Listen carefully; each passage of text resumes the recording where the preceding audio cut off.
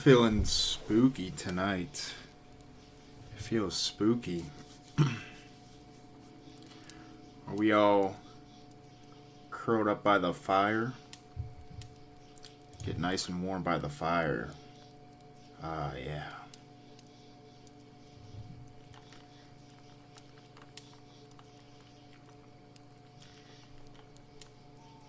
How's everybody doing tonight? It's a Sunday night. It's almost Halloween. 2 days until Halloween. Here we are. By the fire. Ready to tell some spooky stories.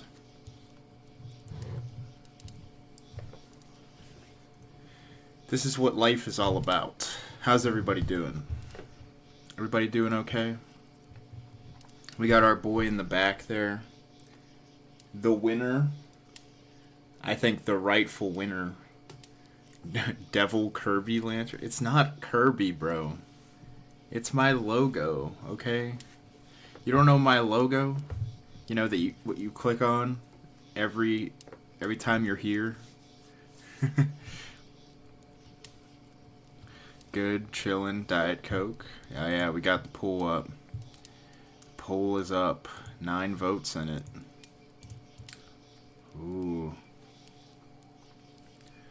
Tweddle with the... It's not the devil emoji. It is closer to the devil emoji than It's closer to the devil emoji than Kirby, that's for sure, but... What's up, Grunt? How are you doing? Does everything sound good? Can you hear the crackling of the fire? Is everything good? Everything feeling good? Can you feel the warmth? I know, look at this fire going. We are in hell right now. What do you mean we're in hell?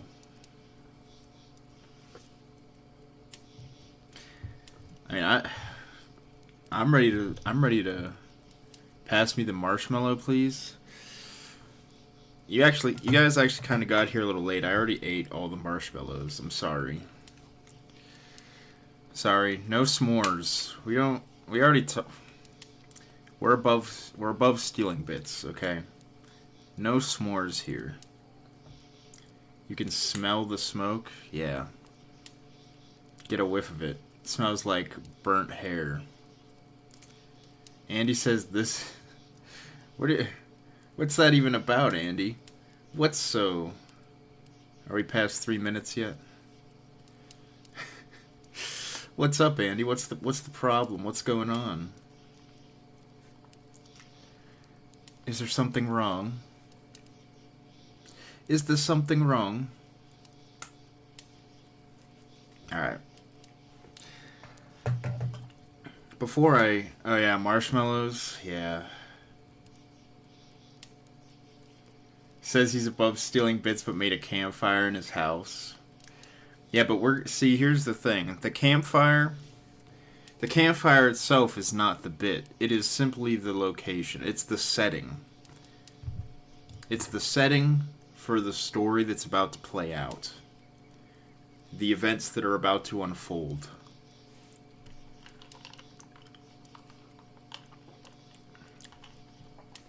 I don't need cheap pops like setting a fire in my house, okay? Burnt hair is dead body smell? Really? I've never smelt a dead body.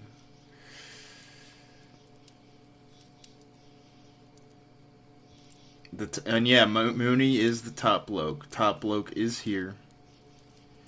Nathan is OSHA approved. Exactly. I know somebody who works as a safety management technician.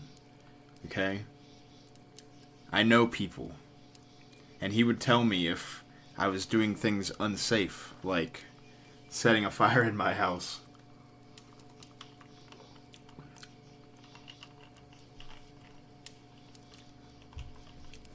Before I get to your guys' scary stories, I'm going to tell you some scary stories of my own. And also, please, by the way, if you haven't yet, Tell me some scary stories. The form is going to be up throughout the stream. There's only 8 so far. There's 10 viewers right now. Okay, there are 10 viewers around the campfire. So that means 2 people haven't even put in their scary stories yet. You want your stories to be like, come on, man. We're gonna go around the campfire. It's gonna come to you. We're gonna be like, what's the story you're gonna tell? And you're gonna be like,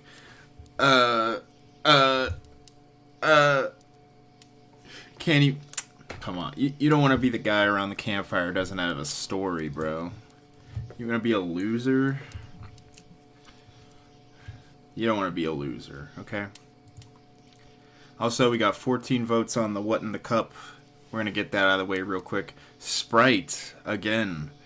Sprite wins it. 50% of the votes go to Sprite. 7 out of 14. It is not Sprite. You guys keep falling for the Sprite trick. I don't know. Whoever the head of Sprite Incorporated is, they must do some good marketing. They must have some good ads, good propaganda, okay? Get you guys always voting for Sprite.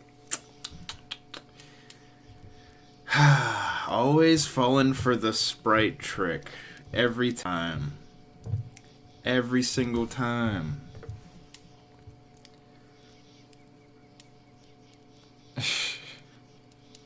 Road to 0 subs.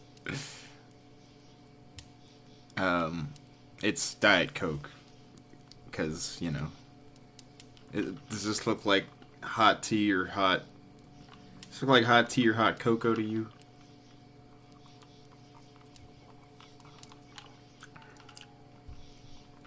Alright. So before I get to your guys' scary stories, I want to tell you about some scary stories of my own. And they just so happen to happen the last 2 days. I'll start with the one that happened today because I think it'll interest you guys a lot less.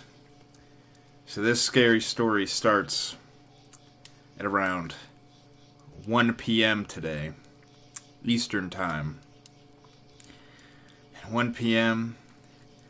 on a cold, wet, rainy day, I watched on the TV as a tragedy happened in my own city. It will be burned into my eyes forever. This tragedy that happened today. Okay? I watched many people go down on the field of battle. Many injuries. Okay? Many fatalities. Hamstrings, ribs, shoulders. Okay? I watched as people I love very dearly fought valiantly. Actually, not really that valiantly. They kind of blew it. They kind of blew dick. But I watched as they fought. And they failed. Failed horrifically.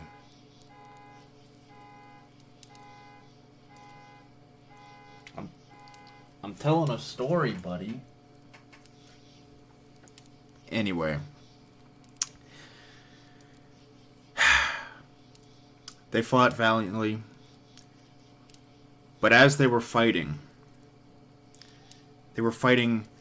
a giant cat, a wild cat, in the jungle of Pittsburgh. In the rainforest of Pittsburgh. They were fighting a giant cat. A jaguar, you might say. And they were no match. They were no match for this mighty beast. The jaguar. And that's why I'm depressed right now. It was horrifying. What I watched today, it was bad. It was really bad. The Steelers, they suck dick today. Okay? So that's the first story. I knew you guys would not care as much about that. Game over? I was happy when the game was over, okay? When the game ended, I was like, thank you. Thank you so much.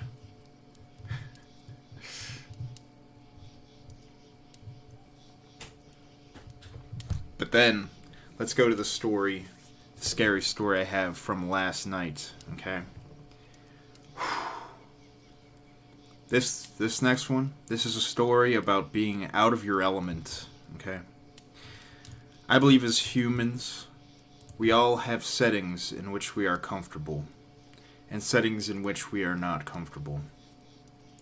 Last night I found myself in maybe the setting I am the most uncomfortable in. Because last night I was at a house party.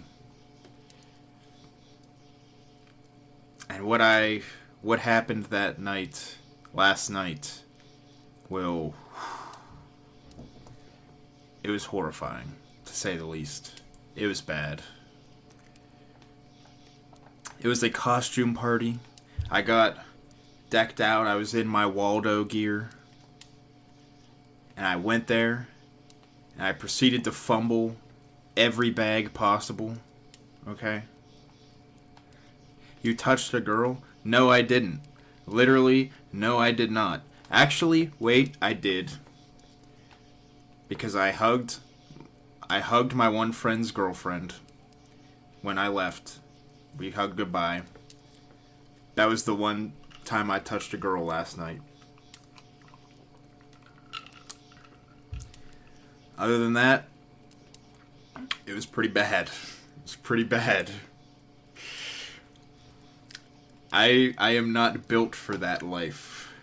At least not yet. Perhaps I can build up my confidence level to a point where I can go to a party and not. I saw titties at a bonfire. Well, good for you, Quanti. You don't have to show off. They were mid. Damn. Did you go as 12%, Waldo? Actually, no. I didn't wear, like, hoop earrings or anything. I was just regular Waldo. And, Tweddle, I saw your comment about football, okay? I disagree, but hey. No hate here, so I'm just gonna let it slide. You're allowed to have that opinion. Hello, Hooter. We're talking about my horrible experience last night. So yes, I was at this party, this Halloween party, costume party. It was held by someone I don't know very well, but I went with some people that I hang out with on occasion. My closest IRL friends, okay? I hang out with them maybe once a month. So this month, we were going to a Halloween party. And so there were like 7 of us. Of those 7, I knew like 3 of them well. Okay? And boy, yikes. As soon as I stepped in there, okay? As soon as I stepped in this house party, it was, just incredibly uncomfortable. I felt uncomfortable the whole night, because that's how I am.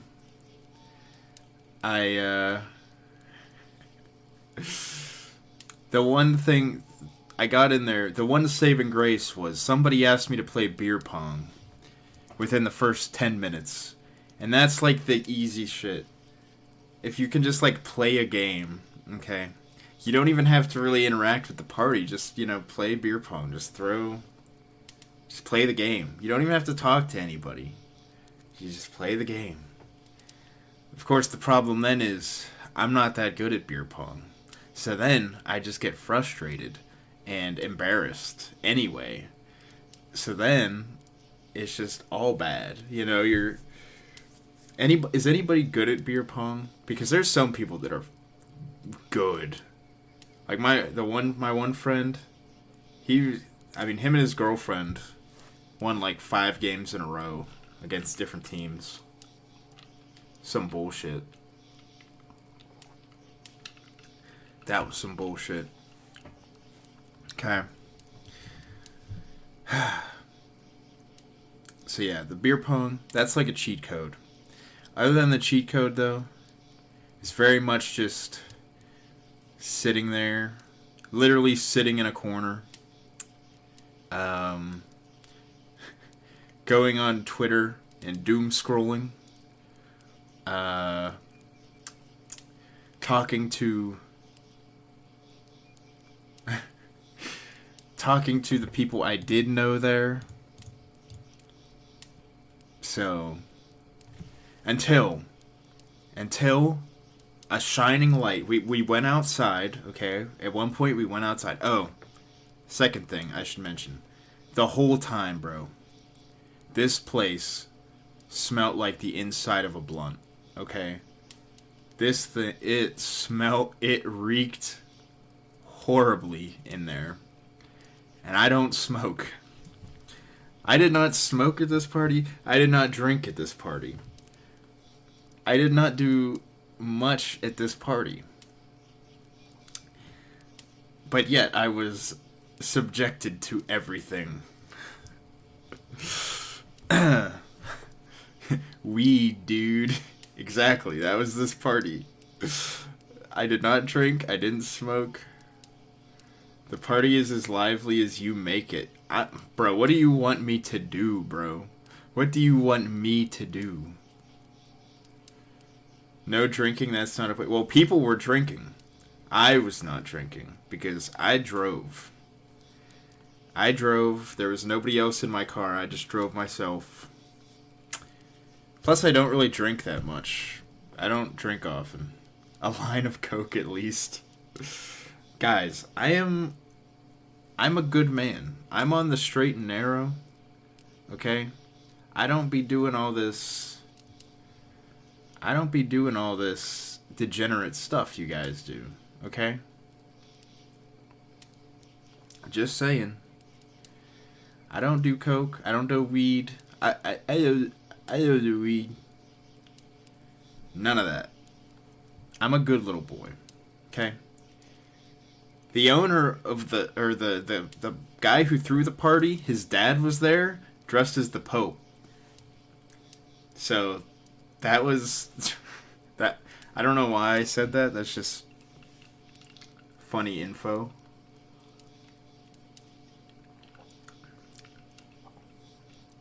We didn't kill... Pete is right here. Why do you guys keep saying I killed Pete? Pete is right here to my left. He's at the campfire too. I missed the old Pope. Should have been a mob boss. So yeah, I'm there. I'm dressed as Waldo. A couple times somebody would come up to me and be like, "Ha, I found Waldo." And I'd just be like, "Ha, yeah." That was like literally my response. I'd be like,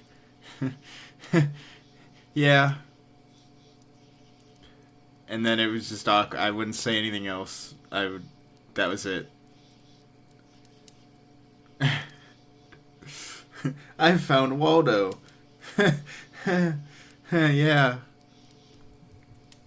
That was me at this party. I'm saying I need to go to the club and like do an IRL stream from the club. You guys need to just help me. Help me get the Riz up. Help me get the Riz up. Go to the club, do an IRL stream. All that fun stuff. Playing beer pong without beer, yeah, true. That's true, but beer is disgusting. Even if I did drink, I hate beer. Beer is awful. I don't even see the point in beer. Like, it doesn't taste good, so if you're gonna get drunk, like... just drink something harder than that. It's gonna, you know. Yeah, vodka literally tastes better than beer. Like straight vodka. Come to the UK, we have the best nightlife in the world. In the world, you say? In the world? Well, I'm sure it was better than this party. But anyway, so yeah. I was very awkward. It smelled like weed the whole time. I was not feeling it. I would talk, but I'd be fumbling too much, so I'ma just zip it. Okay. At least you recognize. At least you recognize it. Okay. Um, yeah, like, American beer is trash, and it's just beer. Beer is disgusting. Like, alcohol tastes bad. I don't drink when I go out most of the time. In fact, I've drank more on streams. I have absolutely drank more on streams than I've drank anywhere else. Just period. Like, I have drank as much on streams than I have any other place. And most of that was just for the bit. I don't actually enjoy it. But anyway, the next part of the party, okay? We eventually went outside, out back to this party. And this house is in Pittsburgh, so there's hills all over the place. It's on a hill. Every house is on a hill in Pittsburgh. Every house is on a hill. So they had this giant, like, concrete retaining wall behind their house. This thing was at least 20 feet high. Okay? So they had a driveway and a big concrete retaining wall. And I spot a tennis ball. And immediately, my brain flashes back to my childhood. And I remember my grade school, middle school, we had this, I mean, it was a 3-story tall building. One side had no windows, so it was just this big wall, brick wall. And me and my friends in school, we would always play wall ball.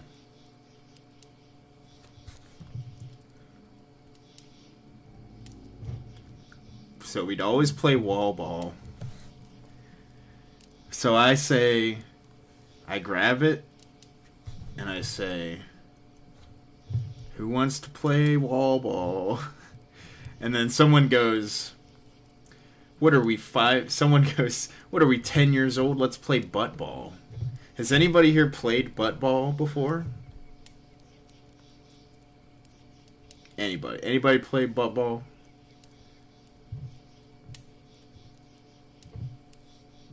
What is butt ball?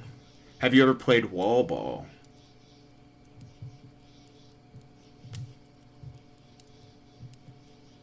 No? Okay. What the hell, oh brother. So it's just like, it's wall ball. So what wall ball is, it's really barely a game. It's more just like an activity, to be honest. So somebody starts with the ball, the tennis ball, and you throw it at the wall, as the game says. And so it bounces off the wall, and then someone has to catch it on the bounce. If they catch it, you gotta catch it with one hand, too. If you catch it, you throw it at the wall, and that you just keep doing that. But if somebody tries to catch it, and they drop it, then they have to run to the wall before somebody else can pick up the ball and hit the wall with it. It might be hard to explain like that, but that's basically the whole game. So if they too complicated, the whole game is somebody throws the ball at the wall, then somebody else can pick it, grab it with their hands. Yeah, I played it in middle school. Okay. Basically, the whole point is, if you drop the ball, you gotta go touch the wall before somebody else throws the ball and hits the wall. That's the game. If they hit the wall before you touch it, you're out. The difference with butt ball is, if you drop the ball, you gotta go touch the wall. But the person who picks it up, they aren't trying to hit the wall before you. They're trying to hit you before you touch the wall. That's why it's called butt ball, because you're gonna get beamed in the ass with a tennis ball or the back of your head as you're running to go touch the wall. So that's the whole game, and it's just like an elimination game. You go until there's one person left. So that's what butt ball is. It's just a variation, except you're trying to hit the person with the ball instead of the wall. But then the thing is, if you like beam it at somebody and you miss and it doesn't hit the wall, then you gotta run and touch the wall before somebody else grabs it and hits you with it. So it can get really messed up. So anyway, that's what this party devolved into. Halfway into this party, like an hour into this party, I was like, this is dumb. Let's go play wall ball. So we just go playing that. We just play that for a while. Ugh.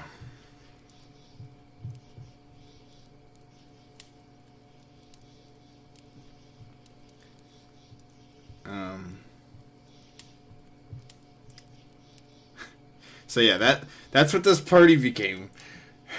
This party seems deader than Pete. Well, okay, there were people having fun because they knew each other. Like, there were people who knew each other and they were having fun, they were drinking and whatever. But I was not, because I didn't... Was the DJ good? It wasn't a DJ. It was at a house party. So they had a playlist. The playlist was fine.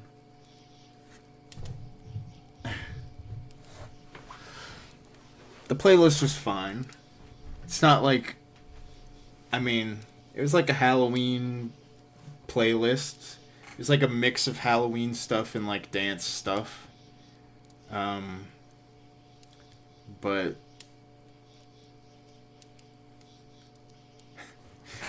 What is this, a Mormon Halloween party? No. Like, other people were doing stuff. Other people were drinking, whatever. It was just me, not having a great time. There was another thing. There was, like, a shotgun competition where they were racing to drink, shotgun beers. That was pretty funny to watch. Some dude ended up throwing up in the back alley. That was cool. Other than that, after about 2 hours, we were like, you guys ready to head out? And then one of my friends was like, so you guys like want to come back to my place and play some board games? And we were like, hell yeah, let's go play some board games. So that's what we did. We dipped. We left the party. We left this party, and we went back to the one friend's house and played some board games. Yeah, we ended up playing Codenames. Anybody know Codenames? That's a really good game. Played that, and we played this other one it's barely a game. It's just called, like, what's it called? If You Know, You Know. That was me. I'm the guy that always throws up at parties. Damn. R.I.P. Lane. Any bitches at the board games? Yes. My best friend's girlfriend was at the board games, yes. Because it was at his house. Where him and his girlfriend live. So, yes. I used to like playing in traffic. Okay, next party I go to, I'll remember that. It also started badly. It started bad before I even got in there, because... It started bad before I even got into the party, because... If you go to Pittsburgh, you'll realize, it's all street parking, okay? Most places, it's just street parking. You gotta know to parallel park, right? But the thing with that is, it's like a press your luck game. When you're pulling up to the address... and there's a party, you're like, well, do I just take what I can find a couple blocks away, or do I think I can pull up and get lucky and find a spot, like, on the block? So I was like, I'm feeling lucky. I pull up. It's a one-way street. I get to the house. Can't find any place to park. So I gotta go to the other street up, turn around. I miss a street, so now I gotta do a whole loop just to get back to where I was to park. So it was bad before I even got in the party. So that's my horror story from last night. I also only won one game of beer pong the whole day. For the 2 hours we were there, we probably played beer pong for 1 hour. Like, me and the group I came with, we basically just monopolized the The beer pong table. Monopoly. Monopoly is a kid's game. Monopoly is for babbies. Okay? It's a pretty poop game. Just saying. That's that generic mainstream branded stuff, okay? We do designer board games, okay?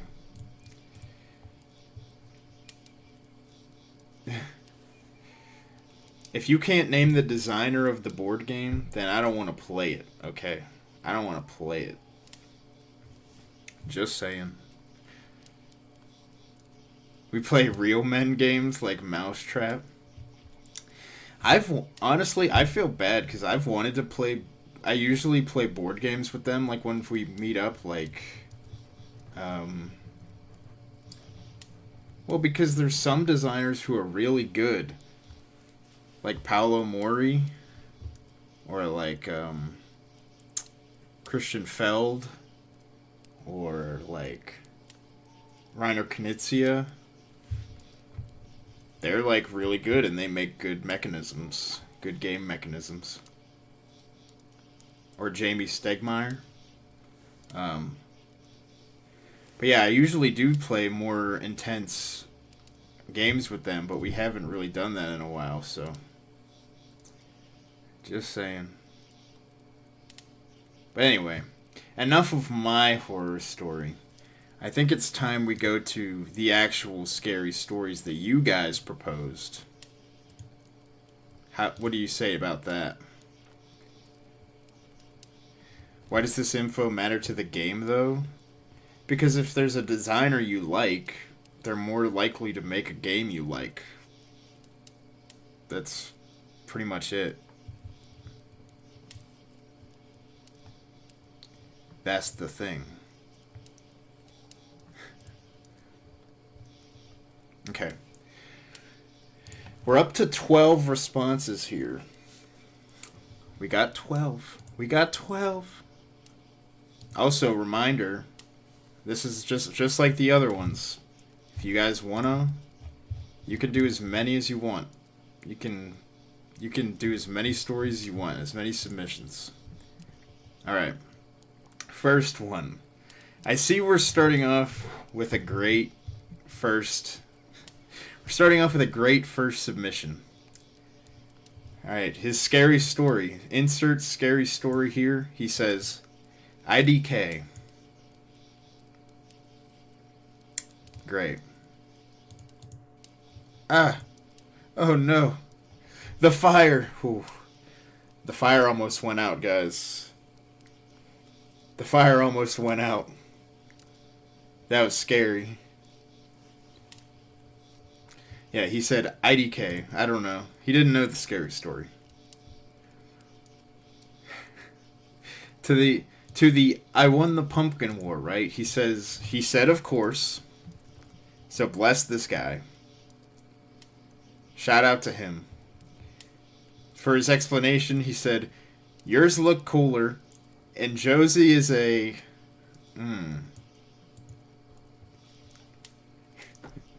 He said, well, you don't need to be creative, Andy. Just say a story that happened to you. Just tell something scary that happened to you. Tell us about how you got height mugged by Josie. That's pretty scary. I'd be scared. If I met a native woman in Times Square and she was taller than me, I'd be pretty scared.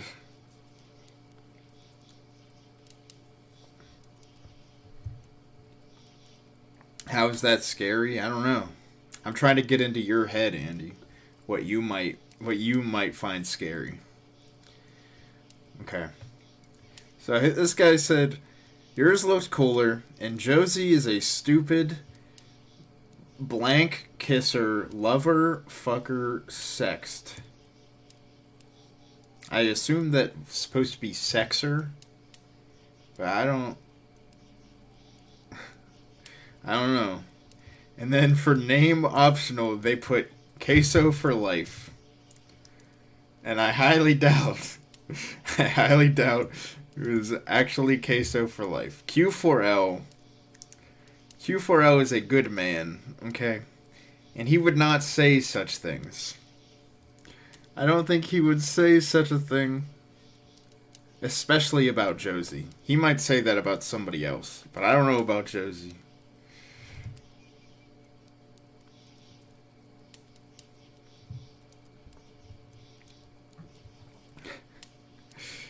WTF, Josie is huge.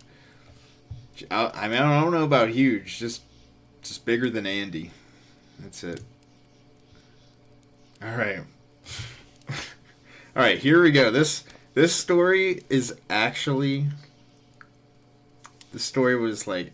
This one's actually a couple lines, which means they actually put maybe some effort into this. Okay? I need to get in my scary voice for this one, alright? My scary voice around the campfire. Around the campfire. Josie was tiny watching to make sure she didn't step on Andy. Yeah, man. Tell the scary story about how you were in the land of the giants, trying to avoid getting stepped on. By Josie and Vic.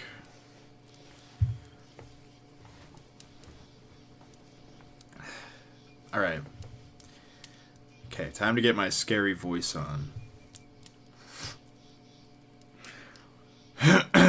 Get into this scary story. So, like, I was shitting, right? I took a fat dookie. I mean, like, this fucking dookie was like...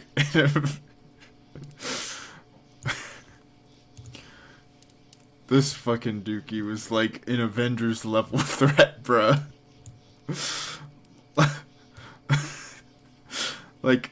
Like not even Moses could part the sea with how much displacement this fat ass dookie was causing, bruh. I went to wipe and was like, damn, no shit. But then I went to wipe again and there was blood. And that's where it ends. That's where the story ends. We're coming in hot with the pee-pee poo-poo jokes. We're coming in hot with the poop jokes. We're coming in hot. We're starting off strong. I mean, it is scary, though.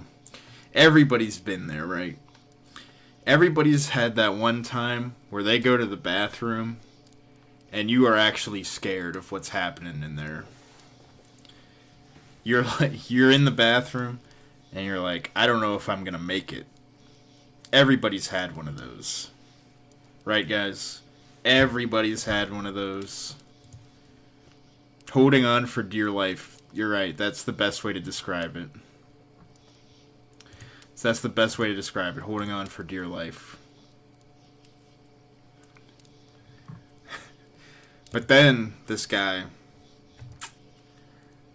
Florida motherfuckers get their ass cheeks bitten by a python when going to take a dookie.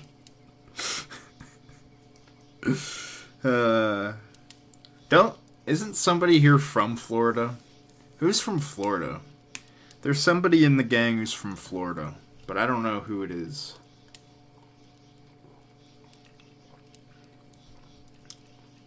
I can't think. We'll have to ask them about that. If that's ever happened to them.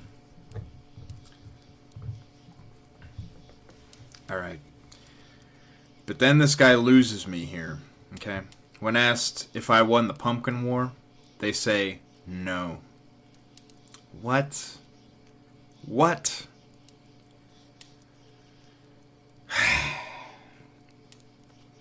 He said no. Can you believe that, chat? And when asked to explain the answer, he simply said, I got a girl in Kansas City. She got freckles on her titties.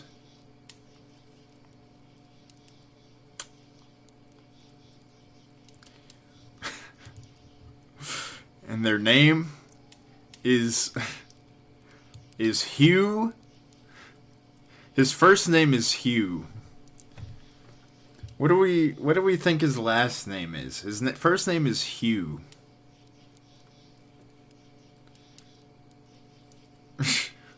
I know, we got a huge erection, humongous, huge-anus. What if I told you his name was Hugh Sphincter? This man has 4 consonants in a row for his last name. Sphincter. Spelled G-S-P-H-I-N-C-T-E-R.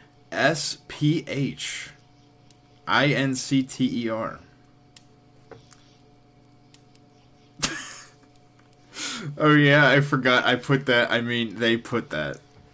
Yeah, I can't. I forgot they put that too. Hugh Sphincter. Must be German. Must be a German name.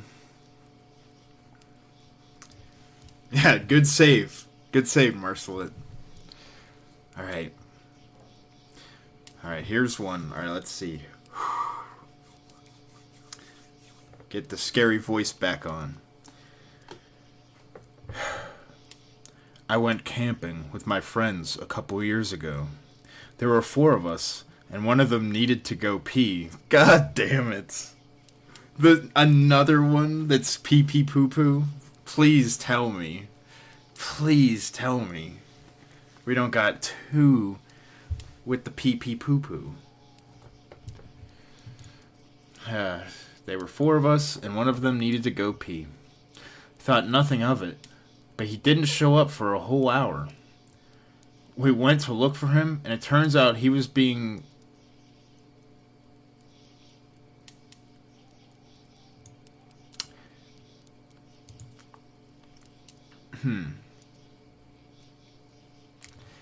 Turns out he was being fucked anally by 14 people with their cocks out. Well, I would assume their cocks would be out if they were being fucked. Each of them jerking their cocks to climax. He was covered in cum.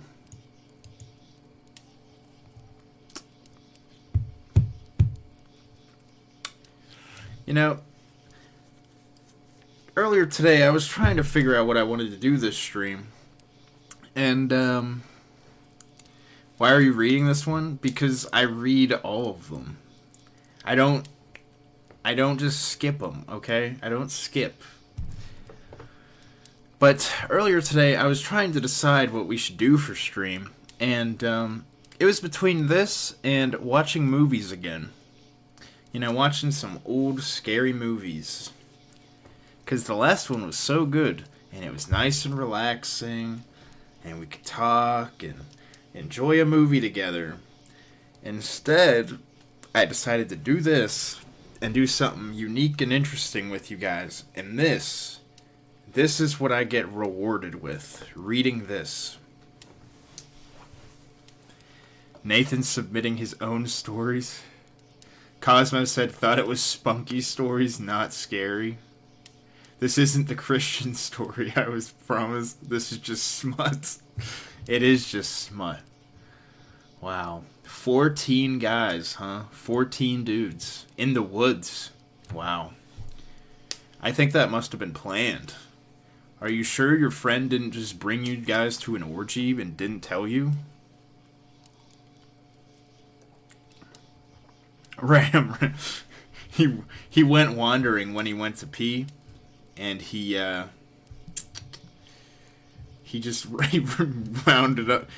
up on Ram Ranch.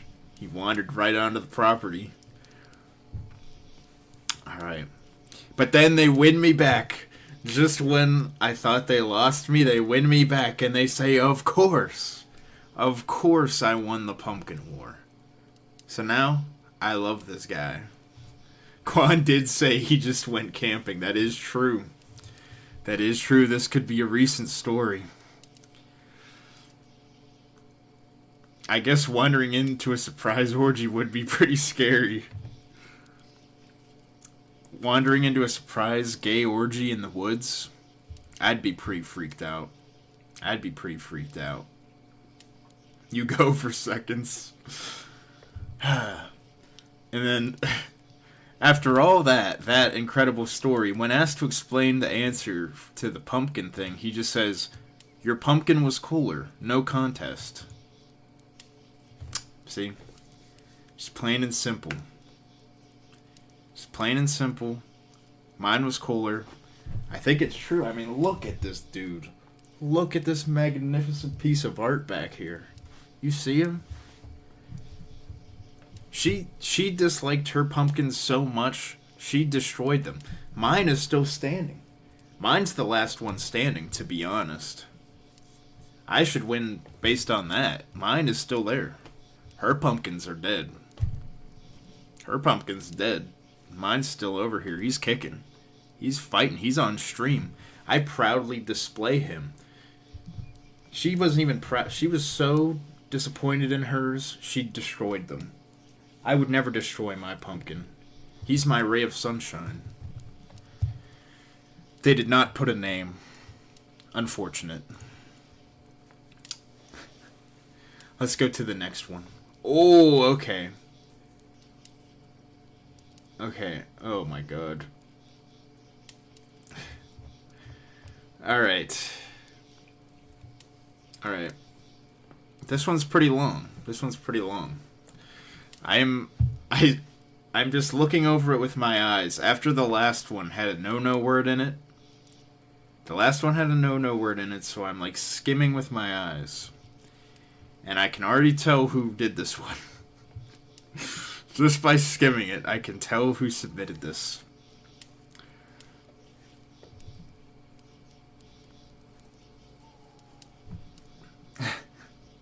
Yeah.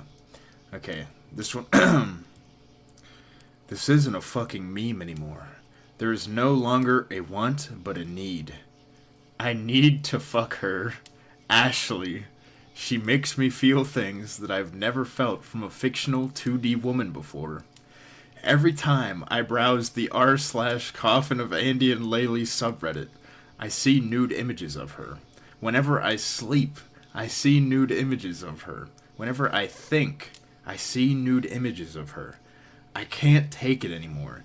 This psychotic, cannibalistic, heartless bitch.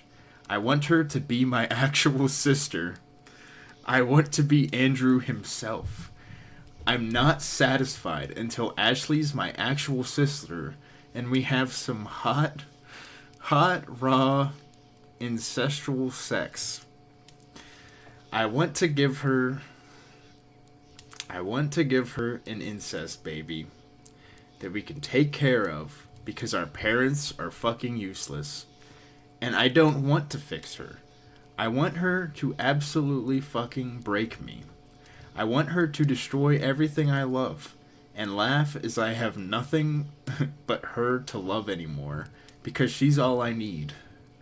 I want her to chew up the meat of a person she's grinding up into ground meat and spit it into my mouth like a bird feeding her baby. People won't understand, but it doesn't matter to me anymore. I want Ashley to dominate me as her big brother. I want her to just absolutely be the worst person to ever enter my life as she coddles me to herself as I cry about my life choices. But above all, I want Ashley to be my sister wife.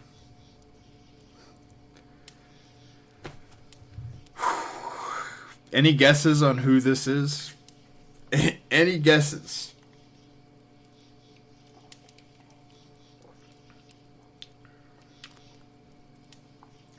Someone typed this with their fingers, by the way. That's true. This is, so far, this is the scariest one. This is the scariest one by far. And it's not even the story, but it's the fact that this story was written that's the scary part. The scary part is that somebody wrote this story. Yes, it's Duxon. Of course it's Duxon. Actually, he entered Duxon, bunch of spaces, okay, maybe not. So maybe it isn't. Maybe it isn't Duxon. And if it isn't Duxon, that means we have an imposter out there on the loose who may be just as, if not more dangerous than Duxon. He may be even more degenerate.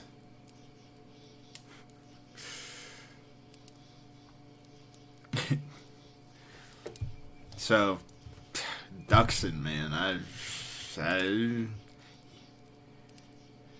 Terry, this was like a month old. Why are you back? Huh? Alright. And then, I fucking hate Duxon. You know what? He puts me through reading that, and then, for the pumpkin poll, he voted with the fence sitter option. Okay? He said he's fence sitted. He sat on the fence. He didn't even pick me, and he didn't even have the balls to pick Josie either. He picked the worst option. And to add insult to injury, his explanation just says Ashley Pumpkin would have won.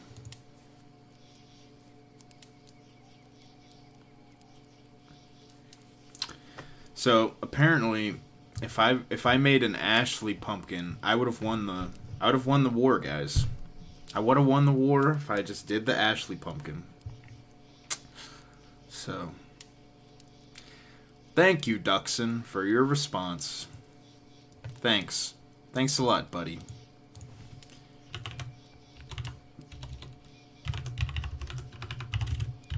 Hold on, let me look up something real quick.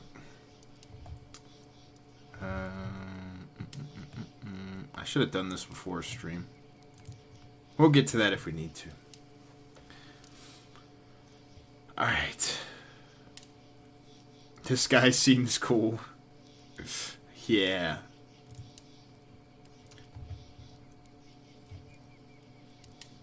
Oh, man. I wonder who this one is. Some of these, you guys are making it too obvious. This guy says, this is in all caps. So, does that mean I gotta yell it? He says, how the fuck did I forgot you shaved your head? I know, right? Real quick. Alright.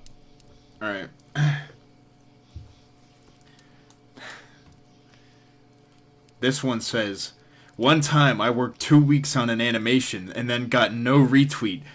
Ah!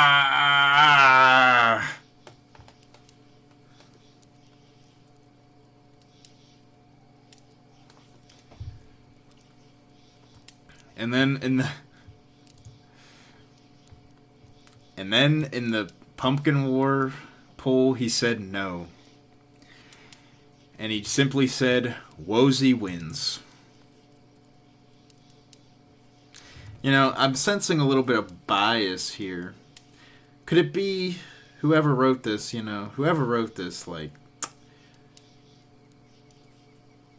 you say you didn't get the retweet. You know who did retweet it? Me. I retweeted it. So, I retweeted it. But you didn't vote for me, apparently. So do you really value that retweet? Is it really that important to you? Just saying. And for the name, he put Kevin. Kevin, huh? Did we just get a name docs? Is it possible? Is this possibly the name docs? We'll see.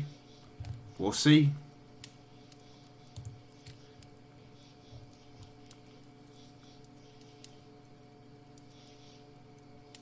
Okay, this one I believe will be an actual. Yeah, what's up, TNT? It is spooky tonight. It's the spooky stream. Make sure to go to the form, go to the pinned comment, fill out that form. We're doing scary stories. We're telling scary stories around the campfire. We got everything. We got the pumpkin in the back. We got our dude. Where's this thing at? I forget how you turn them on. TBH.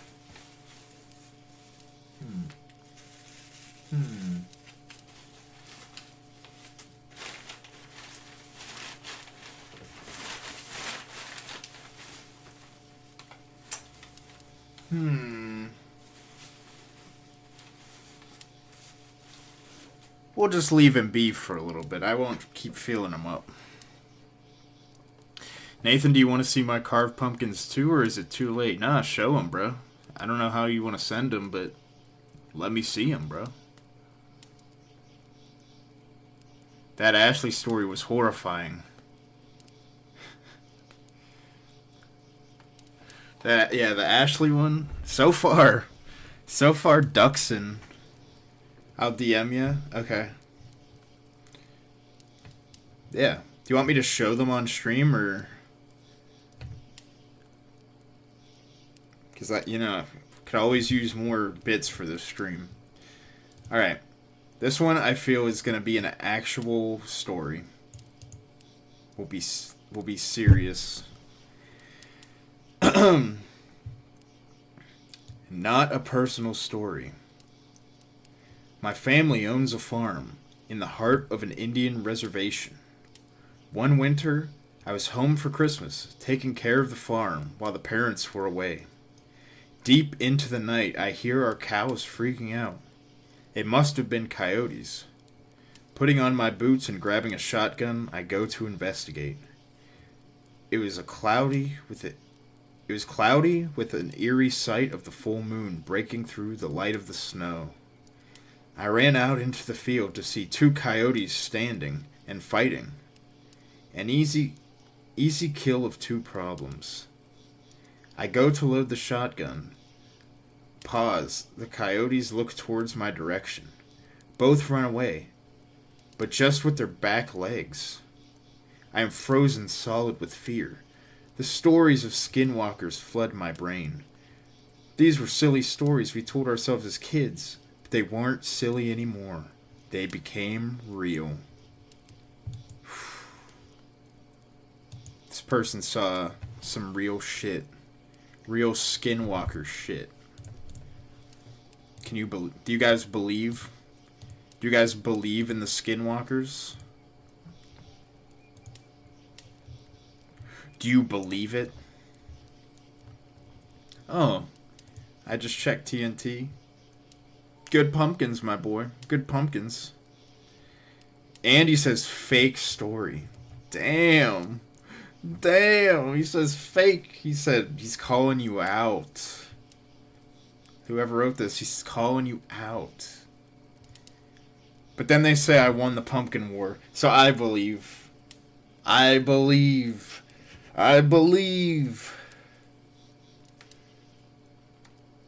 TNT says, I still don't understand what a skinwalker is. Where do they originate from? Pretty sure Native American lore. Lore and history. Hooter says, cool, dude. Alright. And explaining about the pumpkin war, he says, well, like, for real, Nathan, like, put a candle in his pumpkin so we could see the cool outline of the spooky logo.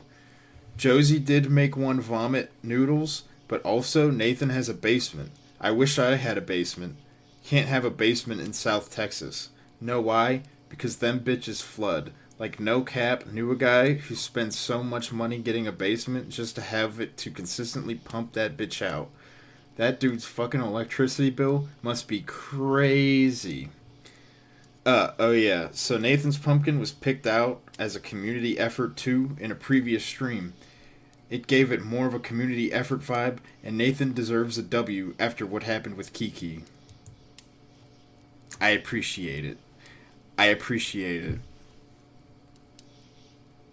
See, that's how it's done. He gave all the reasoning. All the reasoning you need. He talked about me putting a candle in it. She didn't even do that. We couldn't even see hers lit up. She didn't even light up her candles. She didn't even light up her pumpkins. They're gone now already. He talked about my basement. Hey. People dig the basement. I've been told by multiple people that I should do more streams down there. So maybe more streams will be... Look out for more streams from the basement. And then, of course, exactly. You know, me, Nathan, I love Nathan, gang, okay? I do everything for you guys. Everything I do is with you guys, for you guys. I love the community. There's somebody out there. Don't let me be the bearer of bad news or tell you this, but I kind of think Josie hates you guys. Just saying. I think she hates you guys. I think she hates Josie, gang. Me, Nathan, I love Nathan, gang. Nathan, gang, that's my whole life. I love you guys. I think she hates you guys, so I'm just saying. Josie would never do something so interactive, so community driven. Okay? I don't watch Josie, but she probably does hate half her fans. True. You should link your stream on your Tinder. That would be fun. Yes. And of course, this is by Quandy, by the way. Quandy at the bottom. Okay. He mentions Kiki. I do deserve a W. That is true. Can you believe how rude she is? How rude Josie is talking about my personal relationships, bro, on stream like that to the world. Could you believe it? She's attacking a smaller creator. I'm just saying, if karma is real, she's got something coming her way. That's all I'm saying. Next story.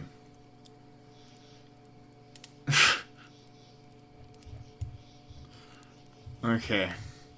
We got another good story here. Justice for Nathan, exactly. Exactly. We got another good one.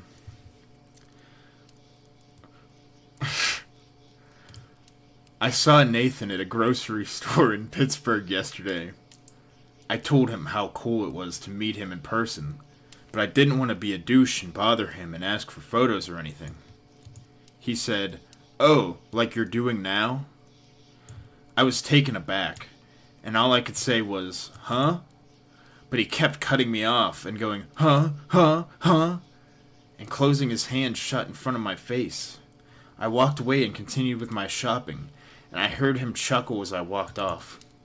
When I came to pay for my stuff up front, I saw him trying to walk out the doors with like 15 Stouffer's Salisbury steaks in his hand without paying. The girl at the counter was very nice about it and professional, was like, "Sir, you need to pay for those first."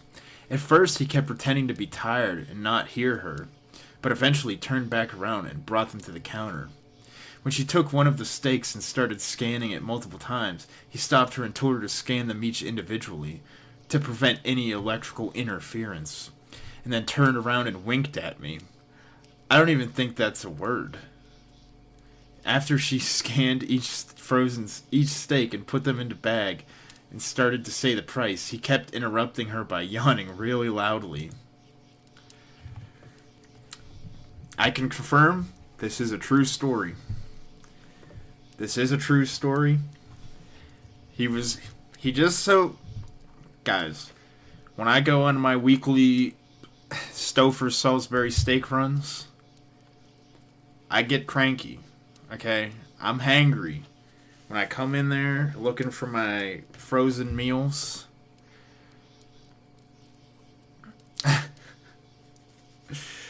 don't try and talk to me when I'm getting my Stouffer's.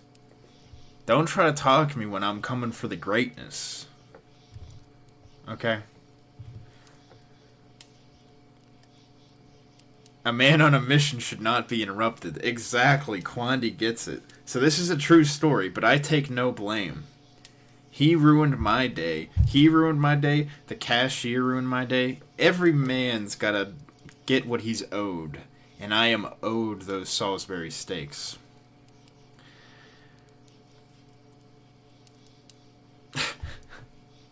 That is scary, TNT. Talk about it in great detail, okay? In a story.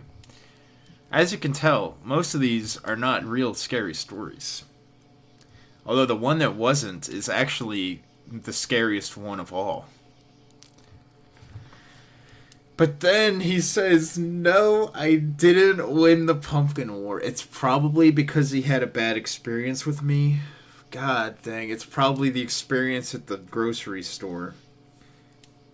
He met me at the grocery store. He got me on a bad day, bro. How many times do I gotta say it? You got me on a bad day. You shouldn't have interrupted me. You shouldn't have interrupted me coming for my Stouffer's steaks, bro. He says, no. Are you kidding me? To explain his answer, he does asterisks. Jaw drops to the floor. Eyes pop out of sockets accompanied by trumpets. Hearts beat out of chest. Awooga, awooga sound effect. Pulls chain on train whistle that has appeared next to head as steam blows out. Slams fists on table, rattling any plates, bowls, or silverware. Whistles loudly. Fireworks shoot from top of head. Pants loudly as tongue hangs out of mouth. Wipes comically large bead of sweat from forehead. Clears throat. Straightens tie. Combs hair. Kiki. See, this is the thing. She got me. She got the Coomer bait. She got the Coomer bait pumpkin. She got guys ready to spill spaghetti for her pumpkin. That doesn't mean it's good, okay?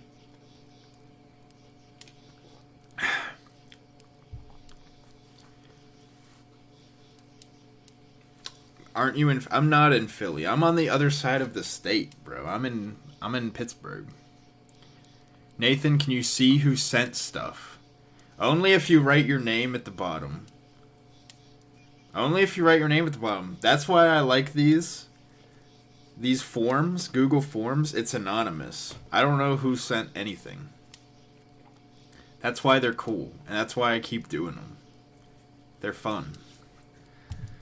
This one was said to be sent by Spruce Team 6. Shouts out Spruce Team 6. Making all the cool Josie shorts. Nathan, just become a femboy and you would win. True, to be honest. That's true. Yeah, Spruce Team 6 coming in. The creator of all the good Josie shorts. We appreciate that, man. Kensington Ave vids are really scary.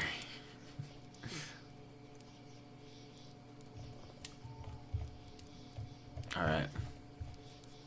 Shout out Spruce Team 6. He is a good bloke. Okay. Oh, this guy says, maybe not the scariest story, but this one really happened. And then it's a couple paragraphs. So this one, tuck yourselves in. Get nice and comfortable, alright? Get nice and warm by the fire. Get nice and warm by the fire. When I was in high school, I shared a bedroom with my younger brother. Around midnight one night, I came upstairs from the TV room where I had been gaming, and I didn't bother turning on any lights in the house since my eyes were already adjusted to the dark. The door to our bedroom was open, and I looked in. I saw the figure of a tall man standing beside my brother's bed, looking at him. I thought it was my dad tucking my brother in, because he was still a kid at the time, and he'd been waking up with nightmares recently. But when I turned on the light on my side of the room, the figure vanished. I turned the light off because I thought it was just a trick of my eye. I wanted to test it. I swear I could see the figure again. I freaked and turned the light on again, but kept getting ready for bed like normal. In about a minute or two, my brother started to groan and turn in his sleep. I went over, and it seemed like he was having a nightmare, so I woke him up, and he just kinda half awake acknowledged me and went back to sleep without us saying anything to each other. I could barely sleep that night. In the morning, I was eating breakfast when my brother started thanking me, because apparently he had been having a dream that a tall shadow was chasing him around our house, and he was about to grab him before I had woken him up when I saw him turning. This really spooked me because I hadn't told him anything about the figure I saw. I haven't seen anything like that since, though my brother has said he's seen a similar figure 2 or 3 times in the years since then. Ooh. That's a horror movie? I don't know the name. Yeah, I think it's Lights Out or something. But there is like an original short film version that's supposed to be way better. But that is pretty creepy. The dream part, I don't know. Maybe that's just some brother bond shit. Brotherly bond. Brothers get that sometimes. Siblings get that weird connection. And I'm not talking Andy and Laylee stuff, okay? I'm talking about, like, thinking things together. That's a good one, though. In terms of actual scary stories, this one is up there.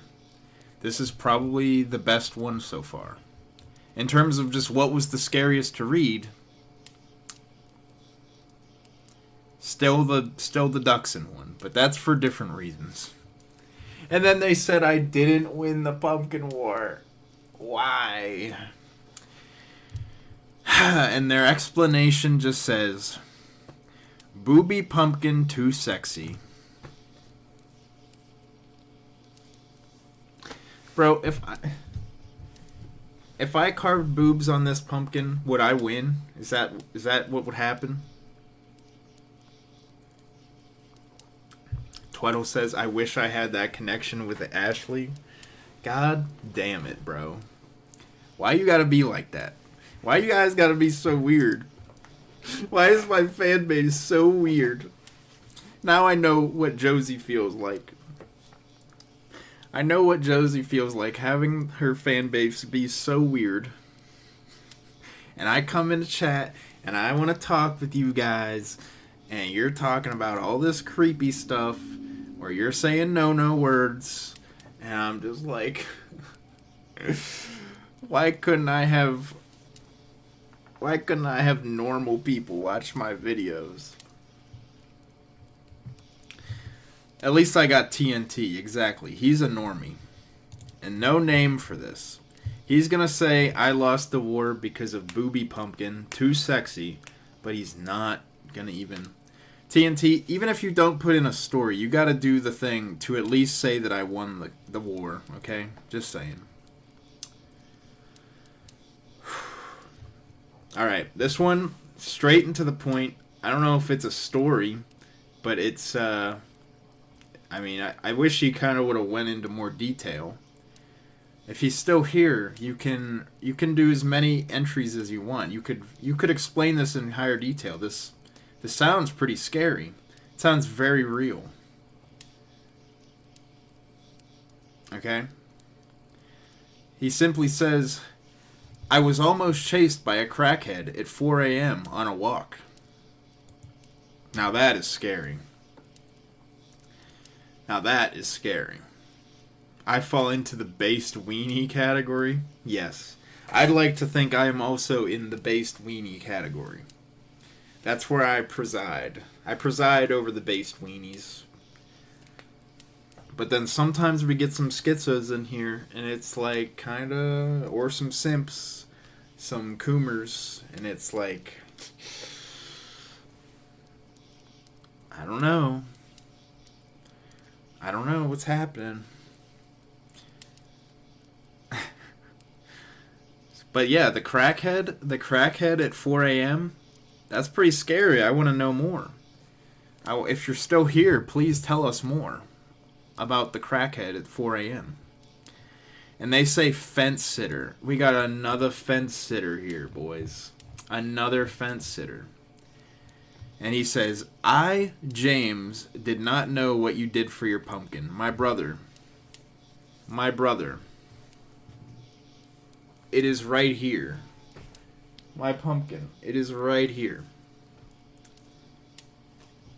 So, there you go. There's your reference. It is right there. It is in the background. And yes, that was by James. So James, if you would like to come back in, vote that, of course, I won the Pumpkin War, and go into more detail about your crackhead story, it'd be greatly appreciated. I'd greatly appreciate it. I'd like to know more. Alright, next one.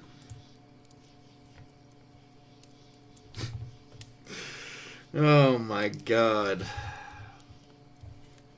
Oh my god. I think I know who did this one. I think we got a repeat offender here. The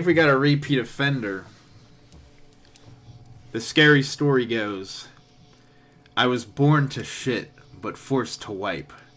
I was at the Halloween store, right? And this clown grabbed me and pushed me to the floor, and he whispered, I'm already Tracer.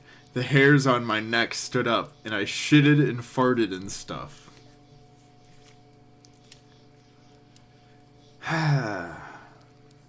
Not, Marcelet says it's not me. Really? Really? It's not an emoji pumpkin. It's my logo. It's my logo. You can't really see it. You actually can't really see it as well right now. But it's my logo, okay? There not me, no proof. I send very serious messages. Yeah, okay. And he says no. He says I didn't win the war. Are you kidding me? You're kidding me. His explanation is ooh ee ooh ah ah ting tang walla walla bing bang. He's bringing out memes from months ago.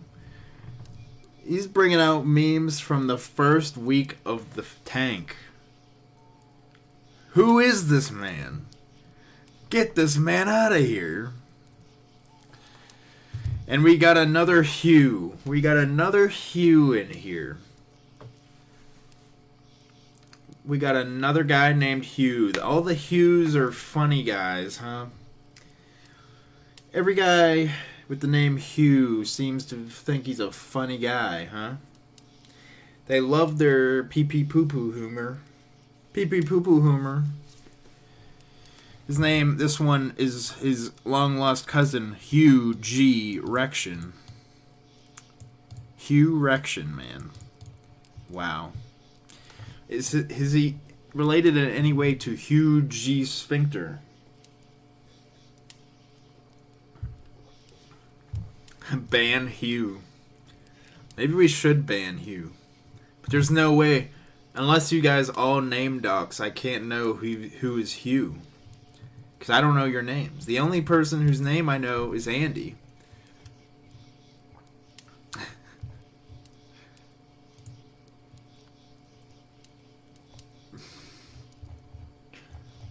Oh my god. This next one. I love these. I love these streams where I do the Google Forms because it's half serious. I wouldn't even say it's half serious. It's like 1/3 serious, 2/3 just people making stupid jokes. And I kind of like that. Greg, oh yeah, I know Greg. Greg is Greg. Shocker. He also lives in Mesa. Actually, I don't even know if he lives in Mesa. I just know he is from Mesa. Alright, next story. Oh, here we go. This one's a serious one. I gotta get on my serious face, okay? Gotta get on my serious face, my serious voice.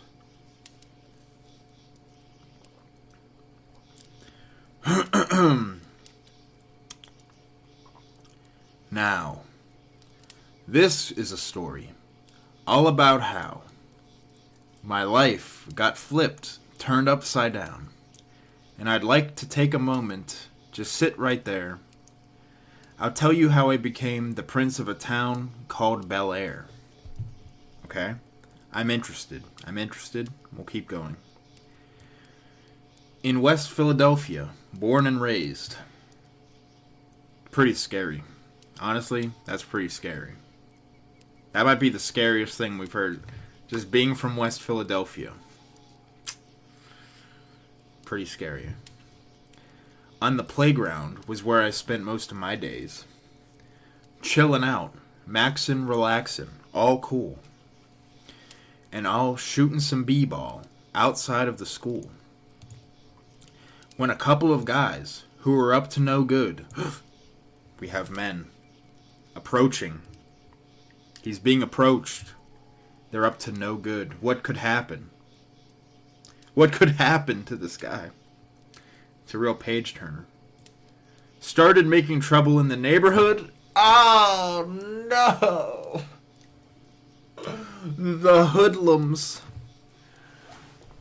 The rapscallions.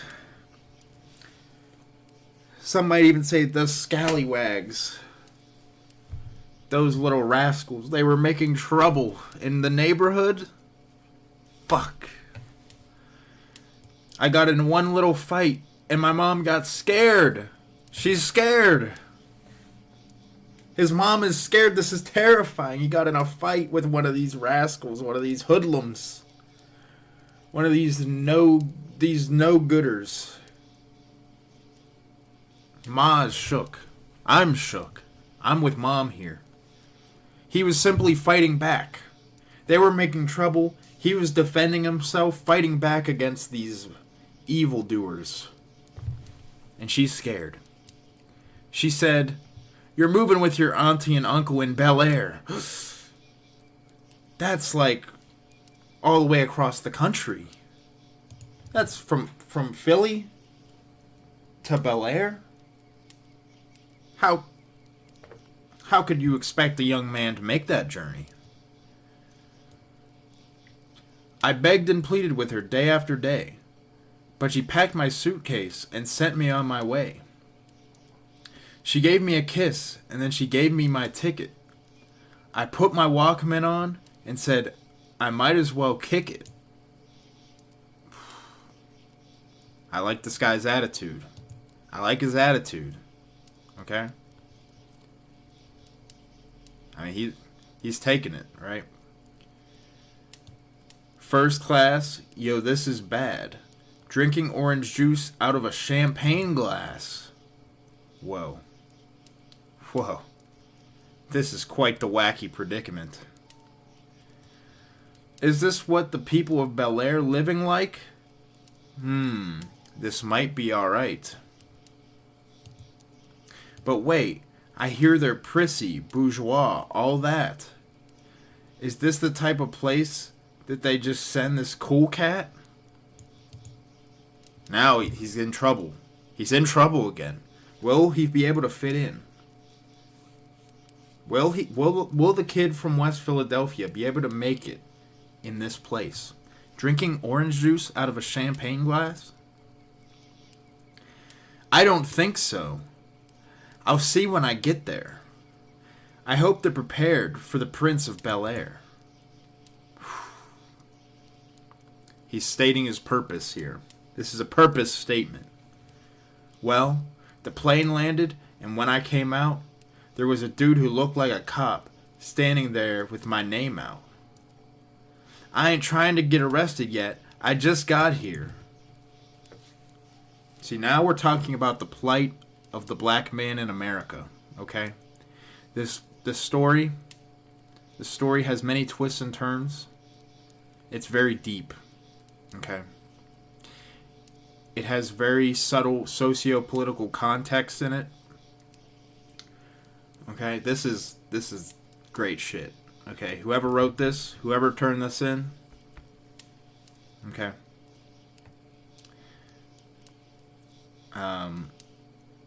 Where is he? I sprang with the quickness, like lightning, disappeared. I whistled for a cab, and when it came near, the license plate said, fresh, and it had dice in the mirror. If anything, I could say that the cab was rare. But I thought, nah, forget it, yo. homes to Bel Air. Okay, so he ran from the police. He was like, I'm out of here. And he got this cool cab. I pulled up to the house about 7 or 8, and I yelled to the cabbie, Yo, Holmes, smell ya later. I looked at my kingdom. I was finally here, to sit on my throne as the Prince of Bel Air.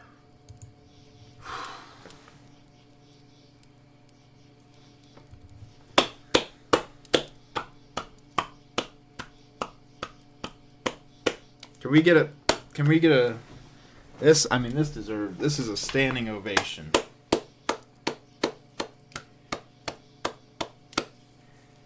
Wow. I didn't take you guys to be such eloquent writers, such great writers. This is wow. This was something. This was a work of art. It was horrifying. It spoke on real fears of our time. It's timely. It speaks to the youth, okay? It speaks in language that the youth understand. A true tour de force, Mac and Cheese says. That is true. That is true. Let me go back and see what you guys were saying, okay? Will Smith much? Who's Will Smith?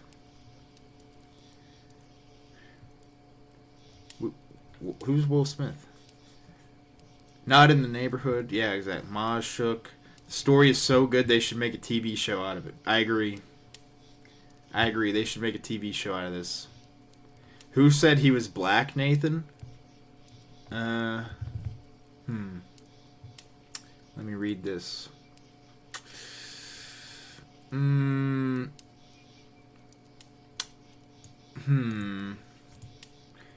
Okay, well, I'm going to ignore that comment because I now see that there is nowhere in there that it says he's black. So, I'm going to just ignore that comment. I'm going to just ignore it.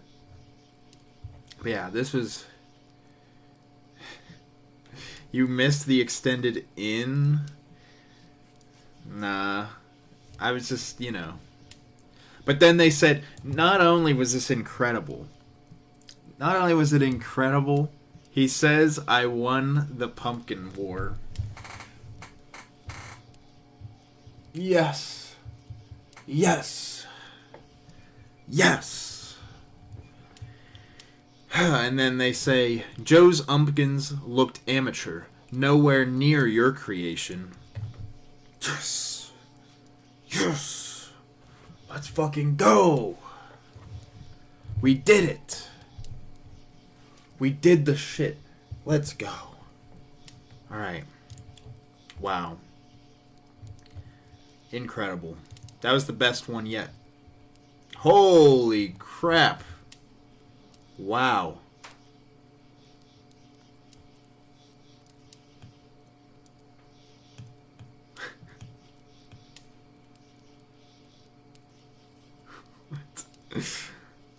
Josie, stop. Or not. Nathan, stop submitting your own form.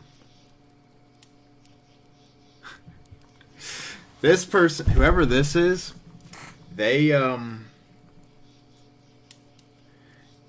wrote a whole essay. So we're gonna go through it. Okay.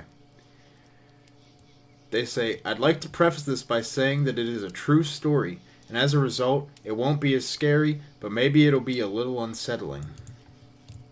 Okay. This is 1, 2, 3, 4, 5, 6, 7, 8. This is 8 paragraphs. So buckle up.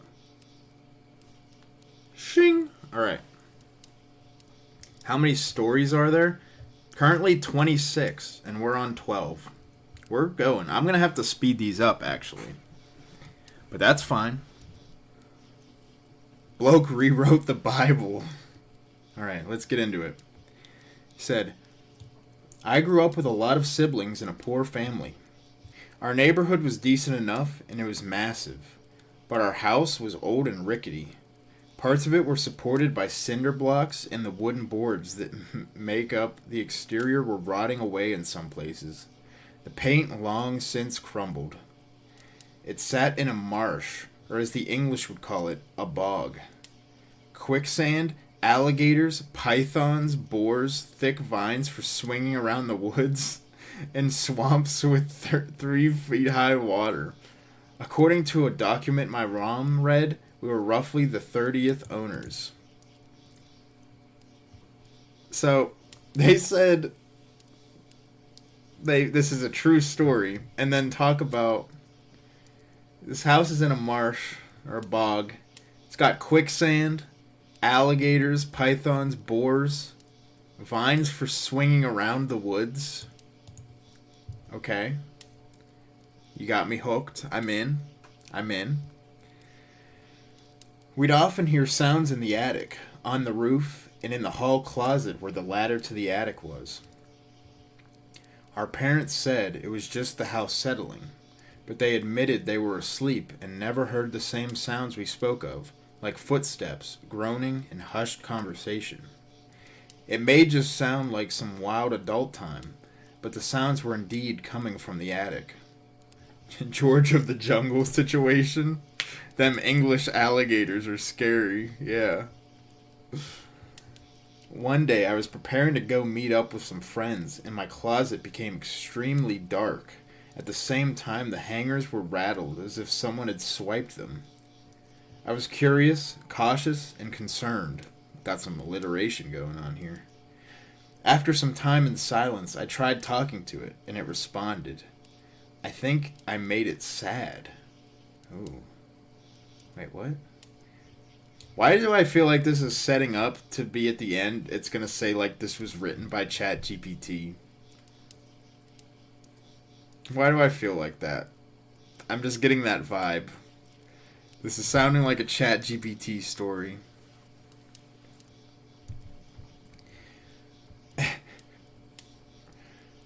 Years prior, I was supposed to have new siblings, but sadly none of them made it. Right before this, the eldest sibling stopped in front of my mom and stared at her stomach for a moment. She said she can see that my mom was pregnant, and there were 3 large orbs spinning around her stomach. Sometimes I wonder, if I wasn't hallucinating, is that who I was talking to? Was it the same shadowy figure I hovered over my brother's bed as he was sleeping that froze me to my core to the point I couldn't move or say anything? Wait, what? Is this from the same person as the other story? Is it the same? Is this from the same person? Who was that the first time? Hold on, let me go back. Let me go back real quick. Yeah, who was this? They didn't say. They didn't say in the first one. Ooh. The worst parts were when all of us would hear the wolves, not dogs, gray wolves howl. Same time, specific nights, same location. We'd look out the window, but nothing was there. We'd be hearing this loud howling sound right outside, but there was nothing there. A while later, we'd see a man walking towards us from the distance. He was bald and wore a gray hoodie. He looked at us without ever looking away, and when we ran back towards the house, he disappeared. This happened multiple times one night, with him always starting from the same spot on the side of the road, just beyond where the streetlights ran out. Things only got worse until I moved away. The last few things I experienced were when I was 12 to 14 years old, were people staring at me from windows inside empty homes during the day when the owners were at work and kids were gone to school. I knew almost everyone in the neighborhood because it was just that kind of area, and I was just that kid. And at most of the houses, I saw people staring at me from the windows, and I knew it wasn't anybody that lived there, at least anymore. One of them I tried to point out to my friends as we were biking, but by the time I looked back, it was gone. As we were about to ride away, I looked again, and the window was covered in blood, and the man in the window had the most terrifying face I'd ever seen. An expression of immense suffering I can't even describe, except maybe you could say it was similar to... say it was similar to... Ahegao. Ahegao. I screamed and pedaled away frantically. They say young kids are prone to wild hallucinations. But what about 10-year-olds, 12-year-olds? What of multiple children who experience the same thing, side by side, in silence? I got to revisit my old house last year, but I had no desire to step on the property again, and I didn't stay in the area after dark. I've experienced some unexplainable things since, but nothing as ominous as anything I've said. Wow. This person came with 15 different stories. This one, the last one, if this is the same guy, they're fiddling around, because the last time they said no to the pumpkin war question, and this time they say yes. Okay. Oh, now okay. For the explanation, he says, Josie purposely fumbled the first pumpkin and made a good second pumpkin. But while she could argue that the number of attempts was never discussed, it's obviously standard that the one pumpkin most people buy for these events is proof of the one attempt system. Nathan objectively won. Can we argue that? She fumbled the first one. She fumbled the first one, and then she's like, oh, let me just make a second one. I'll just make a second one. Who said you could make a second one? I didn't get 2 attempts. I got 1 attempt. And it was flawless. Perfect. I didn't get no test pumpkin.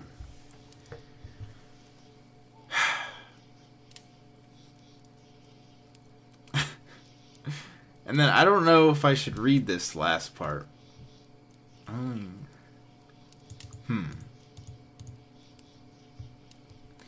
don't know. Well, I'm not gonna read it. Well, I've read it, but I don't know.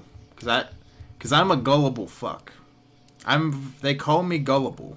So I'm not gonna read the name because I don't know. I'm gullible. Okay. Oh my god, I can already tell who this one is too. Actually, wait, I don't know. Because it's not the thing. Okay. A bad, parentheses, biological male, shoddy, walked into the function. Yeah! I tried to skibidi riz her up, but I fumbled it epic style. They call me Vic the way I be fumbling femboys. I went home to hit the Blickerton, and I get faded than a hoe when I saw that she posted all my Risington lines on TikTok. WTF. Anyways, I'm not allowed to live within a school zone anymore. I assume this is Gunt. And then he says I won the pumpkin war. Yes. I don't even know if I want that vote, but I'll take it. His explanation is, I'm a simp. At least you're a simp for me, buddy. And the name is Vic Noodle.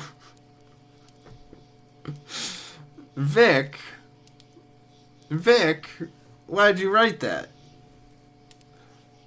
Why are you talking about how much you fumbled, bro? Come on, Vic. I thought you were better than this. You didn't use your Adam Friedland swag on people. You didn't use your... You used the skibidi riz, bro. All you had to say was, hey, I'm Adam Friedland. That's all you needed to do. SMH. Oh, man.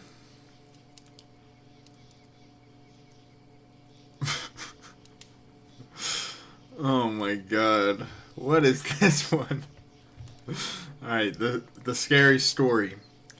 We're back to the pee-pee poo-poo jokes.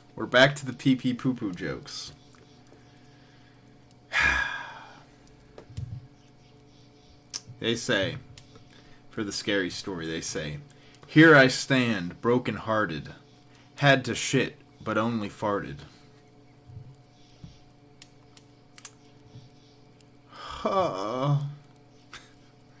Why? The pee-pee poo-poo joke. Here I stand, broken-hearted. Had to shit, but only farted. It's pretty deep. And they say I didn't win the pumpkin award. Why, though? Why? Why do I not win, though? Why don't I win? They explain and say, Gucci on my PJs. That's all they say. That's all they said. Just, you said Gucci on my PJs. And then for the name, they say, Jimmy gets Cindy, Sheen gets Libby. You know what I get? Paid.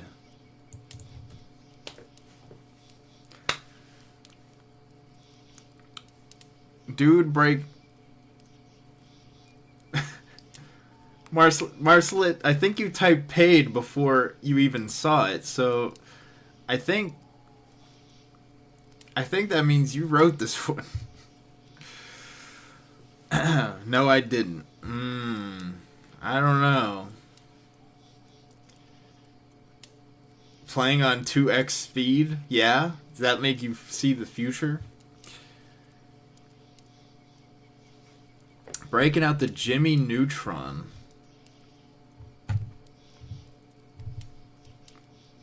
Breaking out the Jimmy Neutron, bruh. Damn. Oh! Oh my goodness.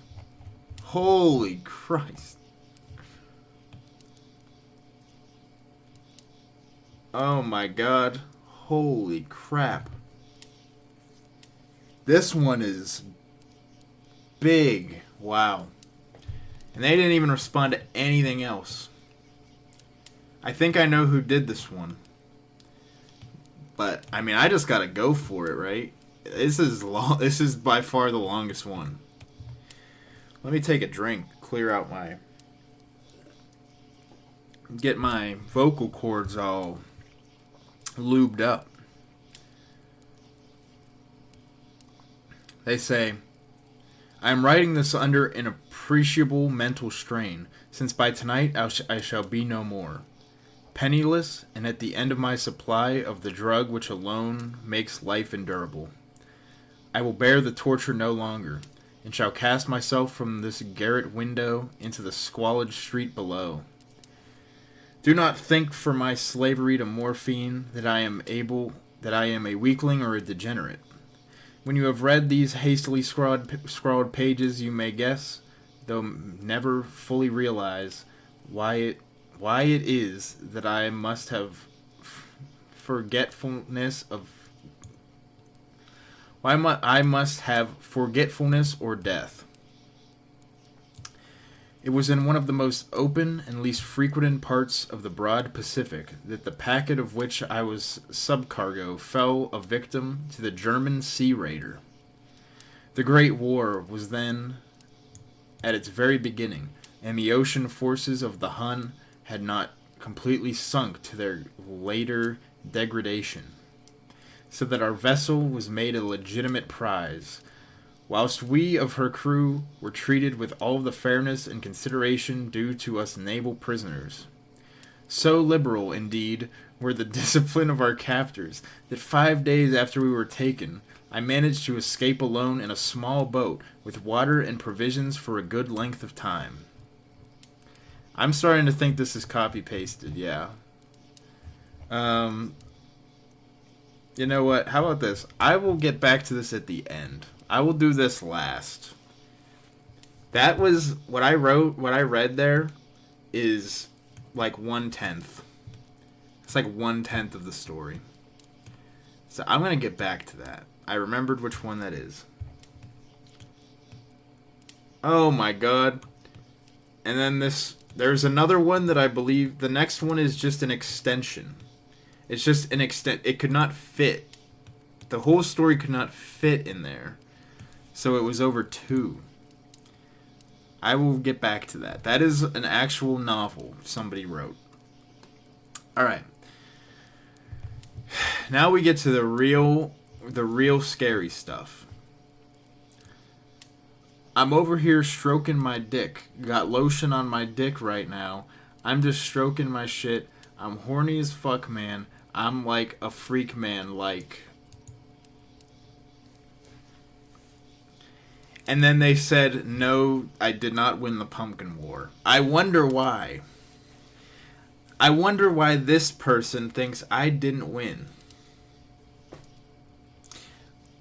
That's a mystery. It's truly a mystery why this guy didn't think I won. His explanation is, am about to come, with multiple U's. His name is, I'm about to blow.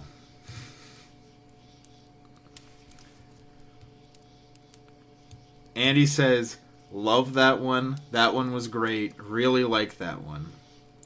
The realest one yet. I'm thinking I might know who wrote this one. I'm about to blow. This is Andy your Gunt.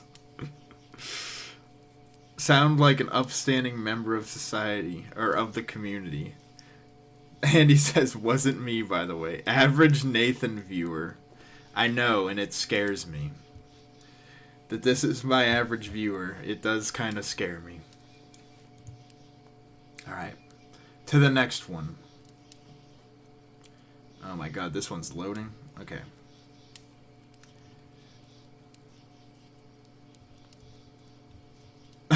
Okay.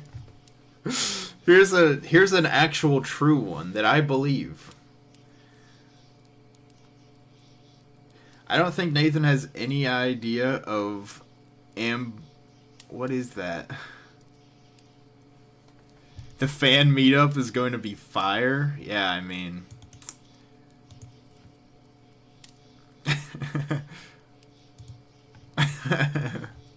The fan meetup, bro. Anthrocon, bro. Anthrocon, it's going down. We're gonna be somehow the worst people there. I don't know how, but at this rate, I wouldn't deny it. Oh my god. Nathanthropon? Nathanthropon? I need to make I might need to make shirts and sell those. Nathanthropon, bro. Nathanthropon. Wow. I love that. That'll be my first. Guys, if I made that my first piece of merch, would you buy? Would you buy the Nathanthropon merch? Oh man, you guys are actually going? Yeah. Duh. What city? It's in Pittsburgh. That's why. That's why. I would happily wear that to church. It's in Pittsburgh. That's why we're going, because I don't even have to go anywhere. I could literally get there from my house. Alright. This is a true story. I believe it. This person says, can we crash at yours? I already said, only one person can crash at my house for Anthrocon.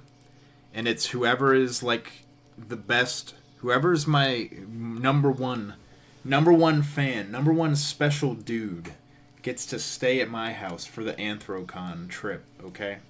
The Anthrocon meetup. So you guys got to be on your best behavior. If you want to be able to sleep in my guest bedroom. Just saying. Alright, here's a true story. Before going to New York, I had a nightmare that I would somehow be shorter than Josie, and she would height mog me, and I woke up in a cold sweat.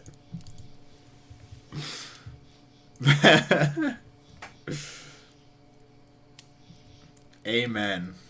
Amen. He says, I won the pumpkin war. Let's go. Let's go. And his explanation was, I pledged my vote before seeing her pumpkin, and I'm a man of my word.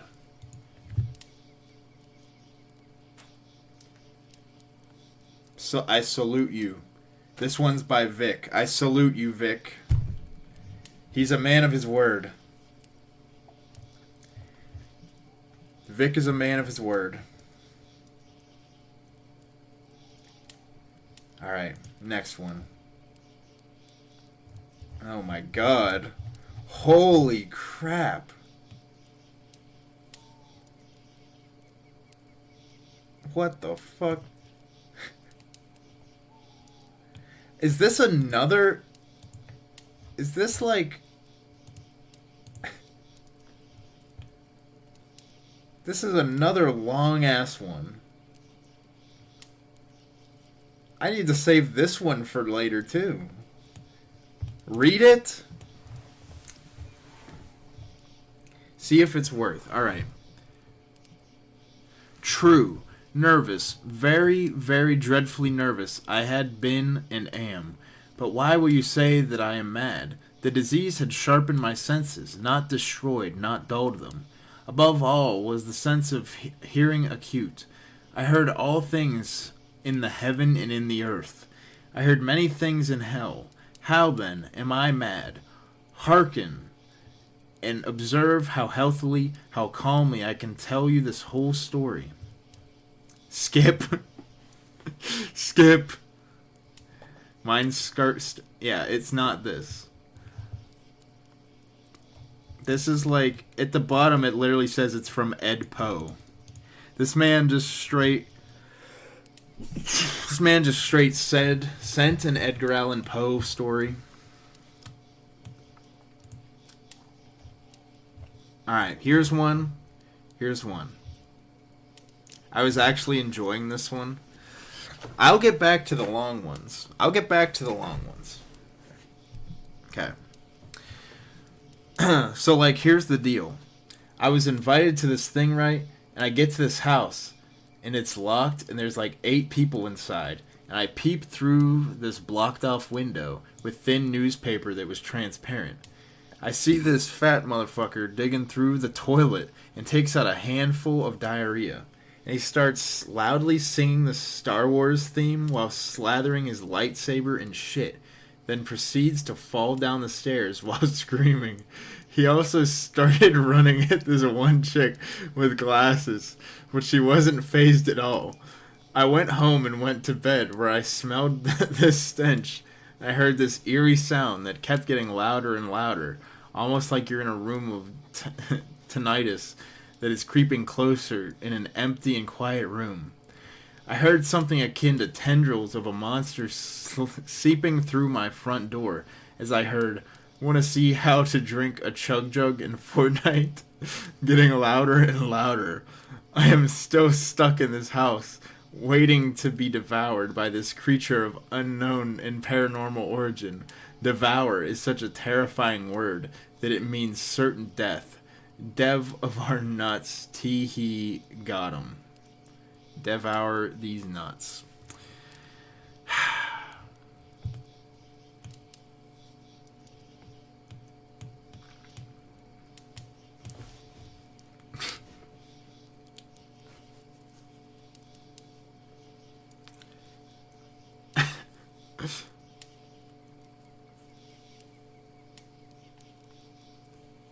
You fumbled that? What do you mean I fumbled that?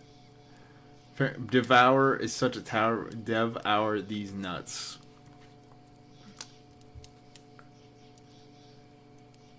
Devour. Devour the... Yeah. Yeah. Okay. Sorry you fucked it up. I worked so hard on that. You worked so hard on that these nuts joke, huh? You worked so hard on that. And then you have the nerve to say I didn't win the pumpkin war. Are you kidding? You're shitting me. You're shitting me. And then your explanation just says, I got a Glock in my Rari. Yeah, Marcellet, he's got a Glock in his Rari, blah, blah, blah. Sorry, buddy, but that pumpkin had booba. Bro, I could make this pumpkin have booba right now. You don't see... It's cheap. It's cheap gimmicks. It's cheap gimmicks to get votes. I will give Josie this. She knows how to do politics. Because cheap gimmicks to get votes, that's how you do it. So I'll give her that. It doesn't make me respect her, but I get it. She knows how to play the game. And then his name is Big Chungus, Big Chungus, Big Chungus. So does that confirm that Marcellet is Big Chungus? Because he's admitted this is him. So he is Big Chungus. How would you give that pumpkin boobs? That seems difficult. I don't know. I'd make it. I could do it. I can make it work. Oh my god. What is this one? Now hear me out. When masturbating, you're essentially both giving and receiving a handjob at the same time from a guy. That's pretty fucking gay if you ask me. Now say you're a cute guy. Now say you see a cute guy. His ass is so fucking nice and slappable. His juicy feminine lips look like they were made to be wrapped around your cock. And his hands are soft and slender. Maybe even more so than your own, thereby making it even less gay. You make your move, and he agrees to give you a handy. In this case, you're simply receiving a handjob. You aren't giving one as well. That's half the gay. Stop masturbating. It's gay as fuck. Get yourself a man that'll give you a hand. P.S. If you do decide to give him one back in return because his beautiful, glistening, throbbing cock is just sitting there asking to be stroked, just make sure he's somewhat more feminine than you, because technically, giving and receiving a handjob from someone more feminine is less gay than someone who is more masculine, yourself. Edit. Would giving and receiving a handjob from a male be equivalent or less gay than just receiving or giving a blowjob? Please let me know, because I'm no gayer than the average straight man who indulges in masturbation, but I really, really want to suck my friend's cock.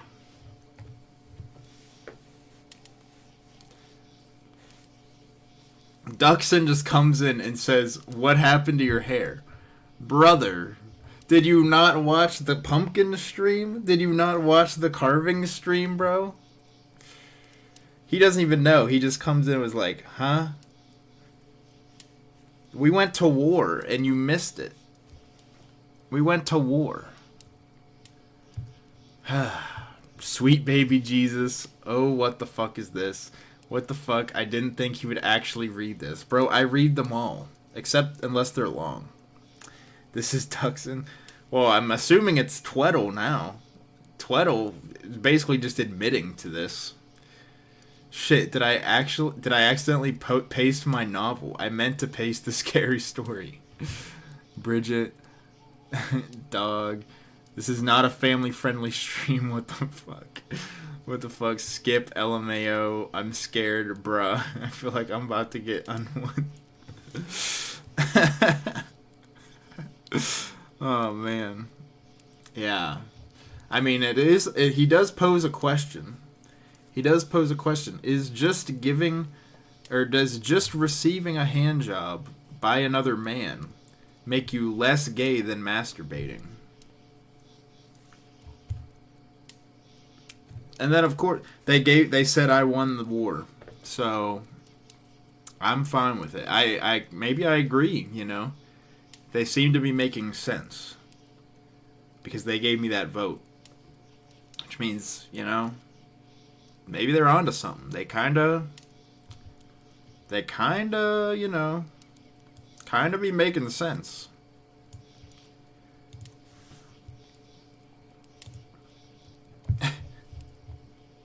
Alright, here we go. Oh, and of course, the name for this one they put as CG11T.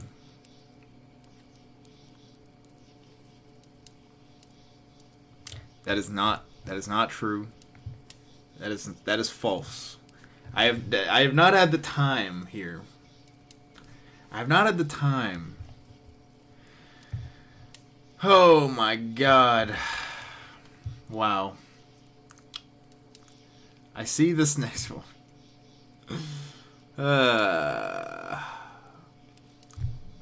James, we wanted to hear more about your crackhead story. So make a new attempt and go into more depth about the crackhead story.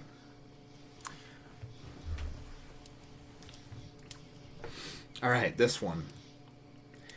I was driving home one night from a long day of penis inspections. It's not a great job, but it gets the bills paid. As I was driving home, I noticed a strange figure in my rearview mirror. At first, I thought it was a child, so I decided to help, naturally. I exited my Prius and walked over to the crying child. But as I looked up, I realized that it was no ordinary child. You see, in my line of profession, they always spoke of the story that was told, and what they said was there was this creature they called the penis monkey.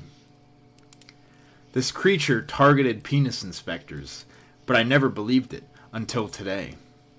As I leave my car to inspect the noises, I noticed my headlights were broken and drained of their blinker fluid. I looked back at the creature. It stared at me with a blank, expressionless eyes.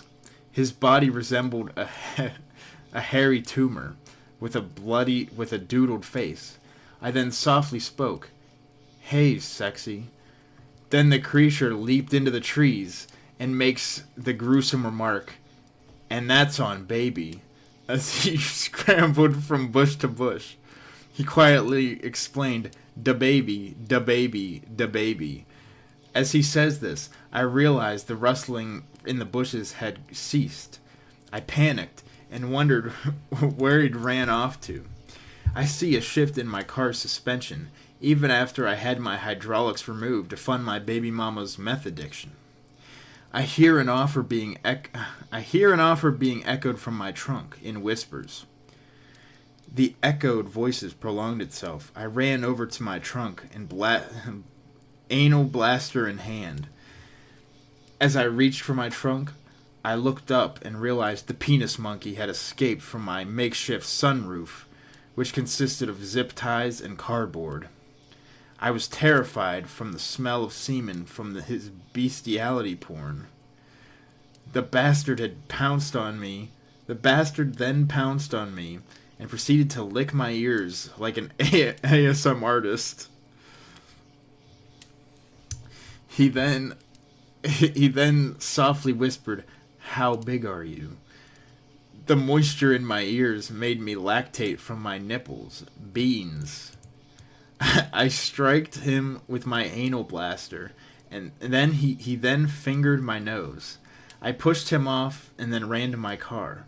I grabbed my copy of One Direction's Greatest Hits on CD and threw it at him. He runs away like a Roblox avatar, and then continues to burrow into the ground. As he does this, he makes a Minecraft digging sound. The smell of his gamer ass sweat hits me like a truck, and I faint. That's the end of the story.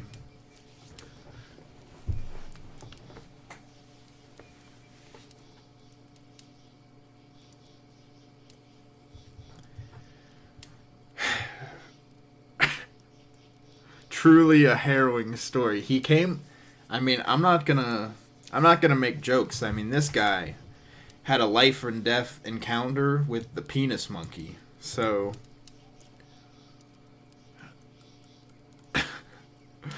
me too, Andy. I thought I was gonna hear some spooky stories, and instead we get his story about the penis monkey. The stream is going to get Nathan on a watch list. That's true. That's true. Not only that, this guy's a fence sitter. He said fence sitter. Are you kidding me? You're kidding me. And then his explanation is, what's a pumpkin? What is a pumpkin? What is a pumpkin? And his name is Inspector Cage. Well, thank you for the story, Inspector Cage. Which is the worst story so far? Somebody just typed... The first one just said IDK. That's probably it, because it literally gave me nothing. Oh, boy.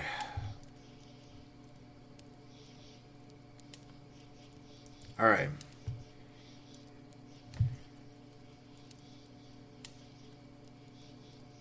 Josie had Booba Pumpkin. Nathan had a godly first and perfect try. Can you blame them for fence sitting? When you say it like that, it makes me even more mad, because then you equate me having a perfect first try to simply putting Booba on a pumpkin. I don't know. We'll check at the end, Quandy. We'll see. It'll be a surprise for us all. Best was Ashley for sure. Okay. Next one. Everyone knows about the bite of 87, but nobody ever talks about the bite of 97. It was a dark and stormy night. Wait. It was dark and stormy on the night of the WBA Heavyweight Championship. The match begun with Holyfield dominating Tyson. Holyfield won the first 3 rounds. At 2 minutes and 19 seconds of the first round, an overhand right punch from Holyfield stunned Tyson, but Tyson fought back, immediately pushing Holyfield backwards. At 32 seconds into the second round, Holyfield ducked under a right punch from Tyson. In doing so, he headbutted Tyson, producing a large cut over the latter's right eye. Although trainer Richie Giachetti believed the injury happened in the first round. Tyson had repeatedly complained about the headbutting in the first bout between the two fighters. Upon reviewing replays, referee Mills Lane stated that the headbutts were unintentional and non-punishable. As the third round was about to begin, Tyson came out of his corner without a mouthpiece. Lane ordered Tyson back to his corner to insert it. Tyson inserted his mouthpiece, got back into position, and the match resumed. Tyson began the third round with a furious attack. With 40 seconds remaining in the round, Holyfield got Tyson in a clinch, and Tyson rolled his head above Holyfield's shoulder and bit Holyfield on his right ear. A 1-inch piece of cartilage was torn from the top of Holyfield's ear, which Tyson spat out onto the ring apron. The end. Oh my God.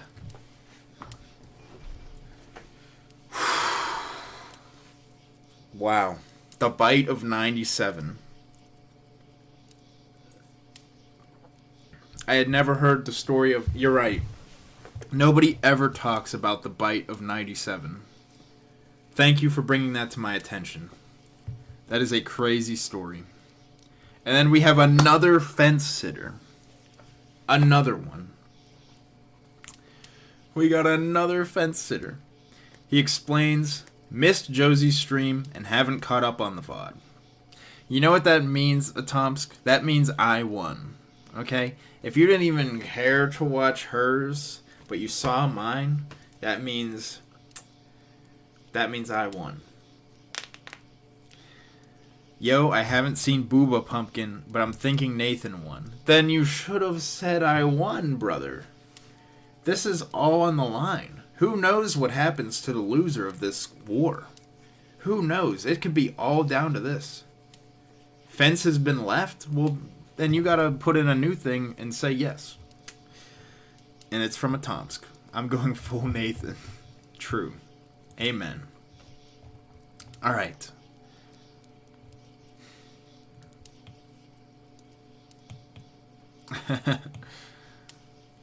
Losers stop streaming forever? Guys, Guys, we have the... Losers stop streaming forever. Guys, we have the opportunity to do something so funny right now. we have the opportunity to do something so funny and would make everyone so mad.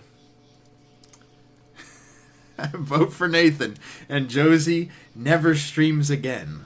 Let's go. Let's go. Alright, next one.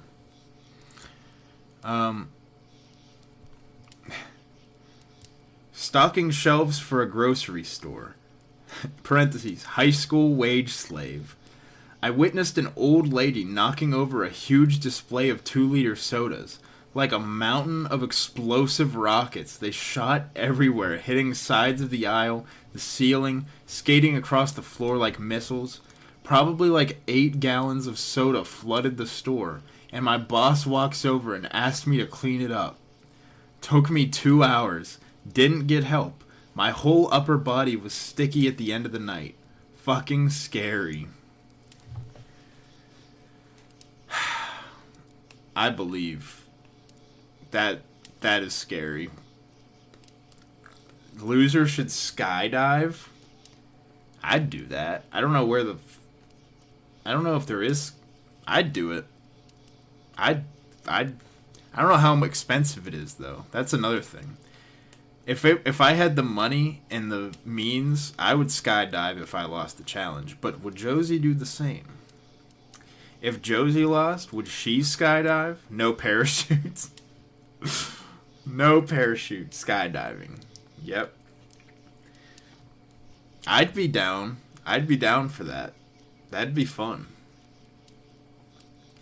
But also, I would have to probably wait a long time, because even if they did do skydiving around the Pittsburgh area, which I don't know if they do, no way they'd do it in this weather. It would make for a great video. True. Alright. And then he says, I won the pumpkin war. Let's go. And his explanation is, I will not explain because I have no idea what the fuck the war is about. Let's go. We have an outside observer. He doesn't even know what it is.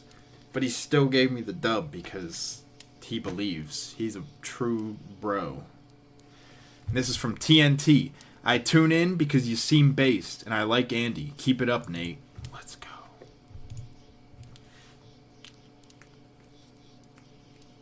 Skydiving is like $200 a jump.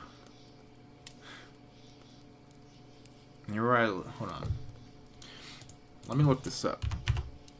Pittsburgh skydiving. Skydive, Pennsylvania? That's kind of far. But interesting.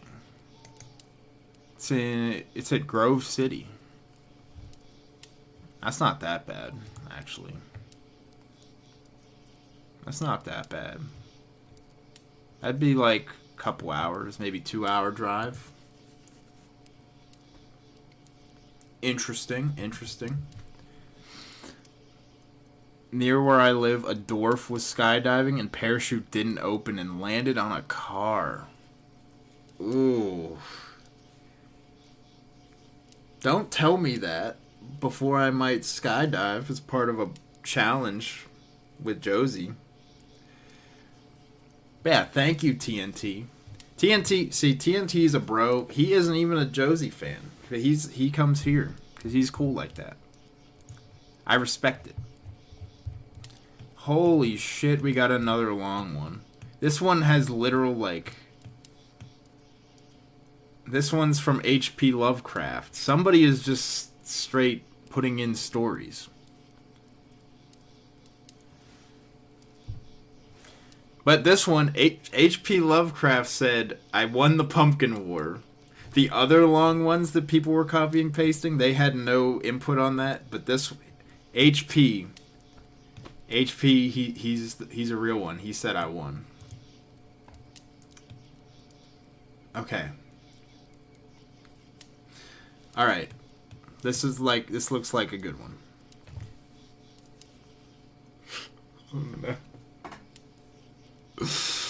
HP Simpcraft?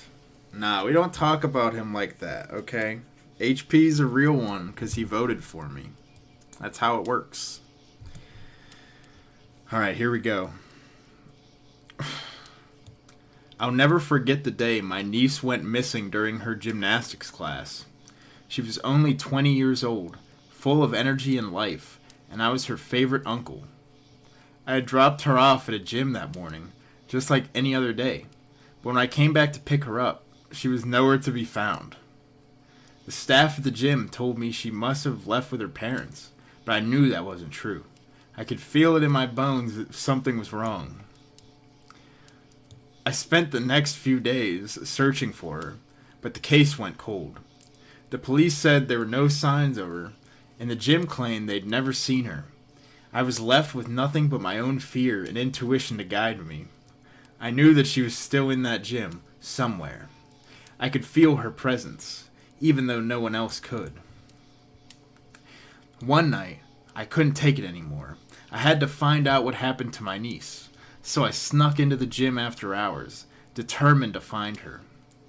As I made my way through the dark and empty hallways, my heart pounded in my chest. I could hear my own breathing and the creaking of the floorboards under my feet. I knew I was taking a huge risk, but I had to know the truth. Suddenly, I heard strange noises. It sounded like voices, but they were distorted and haunting, jeering. Disembodied claims of my cryptocurrency investment crashing in value. My fear got the better of me, and I stumbled. I felt myself falling into the gymnasium's foam pit. The soft landing cushioned my fall, but as I struggled to escape, the voices grew louder, mocking me over my social media posting habits and favorite podcasts. It felt like an eternity before I finally managed to escape the pit. In actuality, it had just been 10 minutes, though. I stumbled out of the gym, gasping for air, and didn't stop running until I was back in the safety of my own home. I never went back to that gym again and never saw my niece again. But I know one thing. What happened to me that night would be an awesome stream.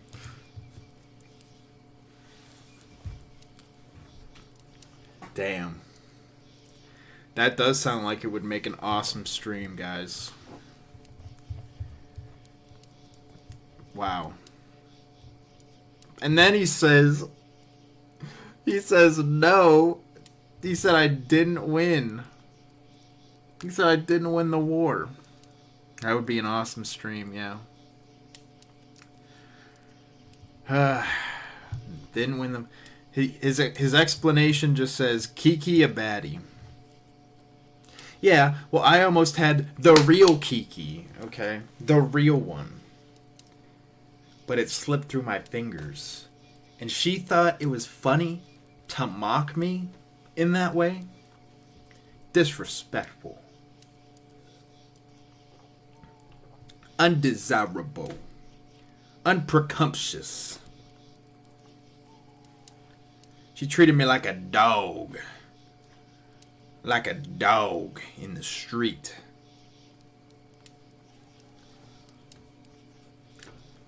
Fumbled and mogged. Yeah, the name is Moe's Top Maniac. Damn.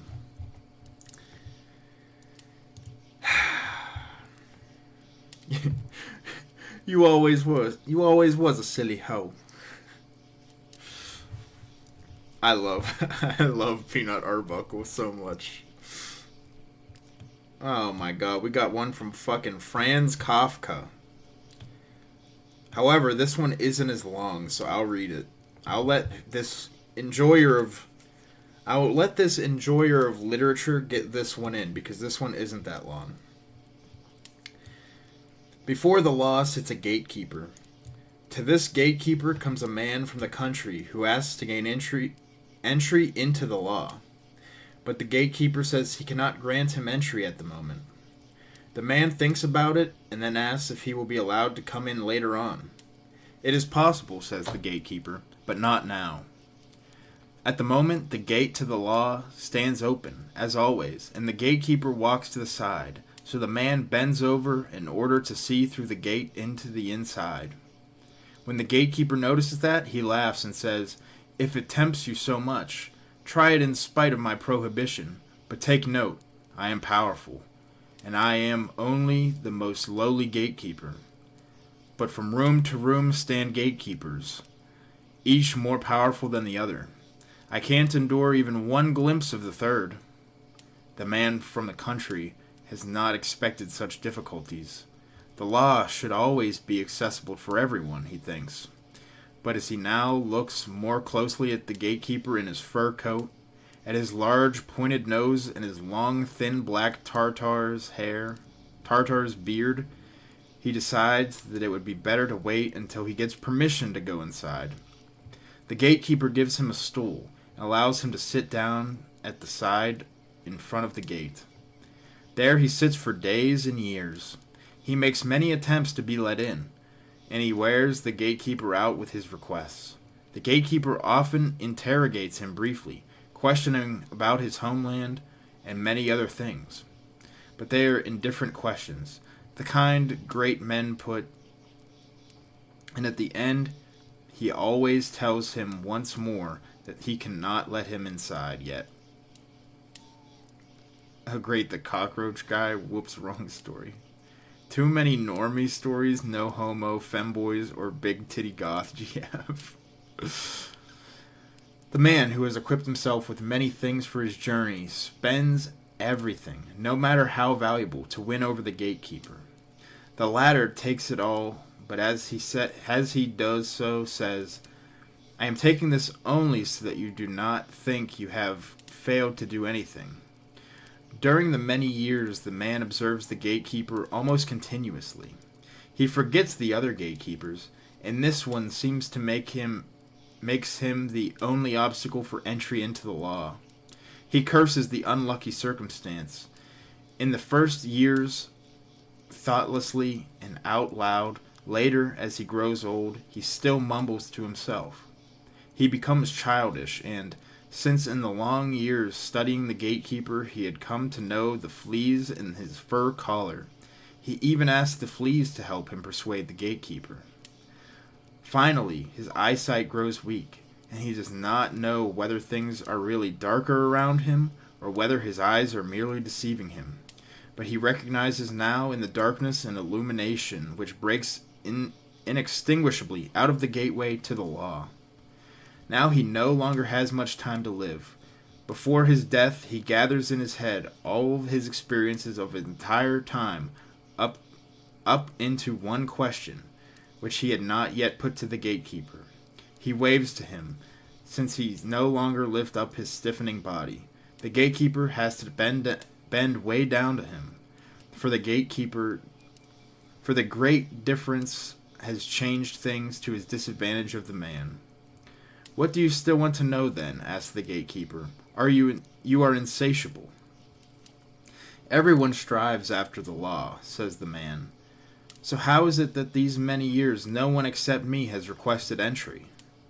The gatekeeper sees that the man is already dying, and, in order to reach his diminishing sense of hearing, he shouts at him, "Here no one else can gain entry, since his entrance was assigned only to you.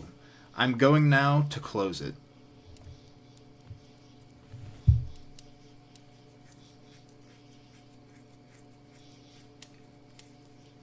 Damn.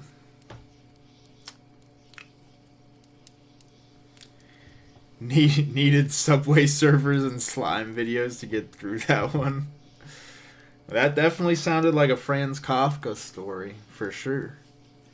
It was very Kafka-esque, because it was from Franz Kafka. Kafka also thinks I won the war, though.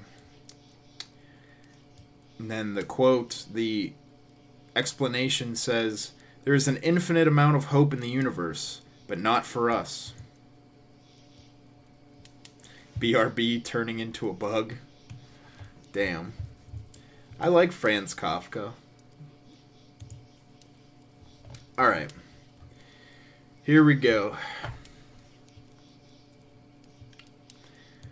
First they joke about not liking femboys, but but thinking they are cute. Then they get curious and look at them feeling attraction to the femboys. They still think they're straight and that femboys are cute or girls with dicks, but soon enough they're watching sissy porn and jerking to them. They start thinking that maybe taking it up the ass feels better than jerking. They start doing butt stuff with dildos and find that it's the best way to get off. Soon they notice that femininity is in some of their features and want them to be more like that of femboys they see. They cosplay anime girls a few times, then realize they're attracted to themselves at this state. They end up becoming the femboy and posting pictures so people tell them how cute they are, which feeds their egos and continues the cycle. It all starts with Pantsa Hat's videos, This is the Femboy Pipeline.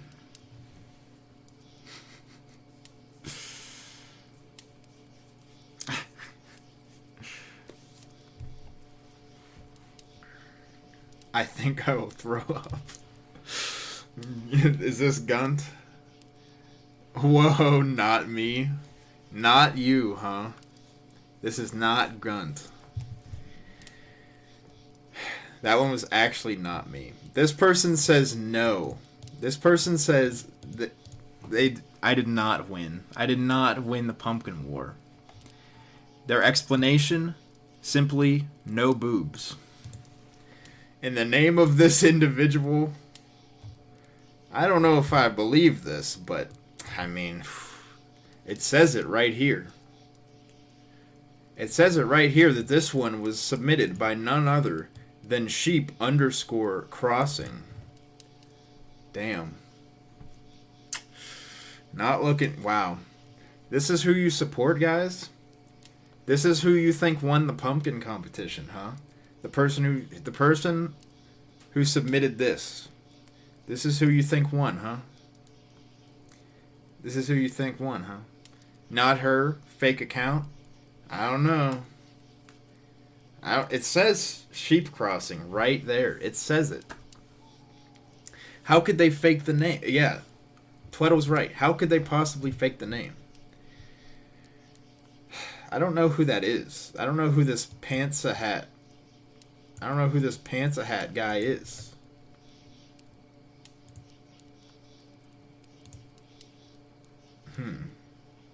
I'm looking it up. It looks quite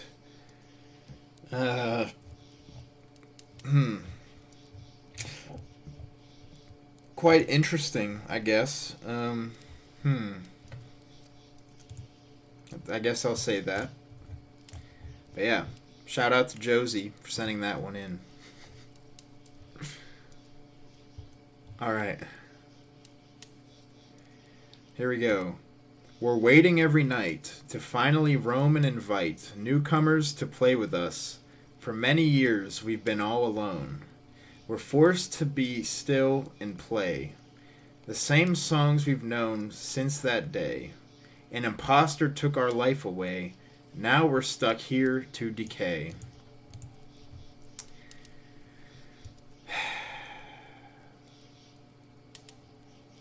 They said I won. Shout out to that. Explain, they say her. Their name is Five Nights at Freddy's. Is this where you want to be? I just don't get it. Why do you want to stay? Five Nights at Freddy's. Oh.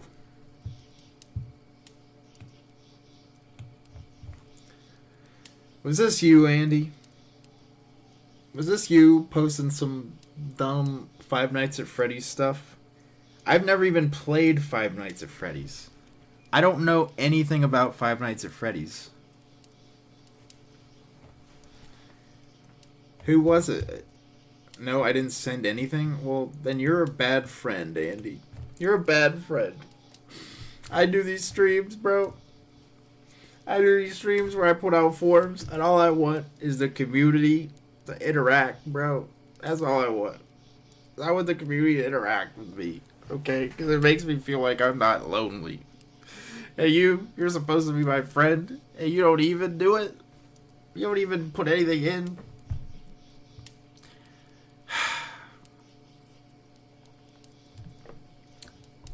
I can't believe it.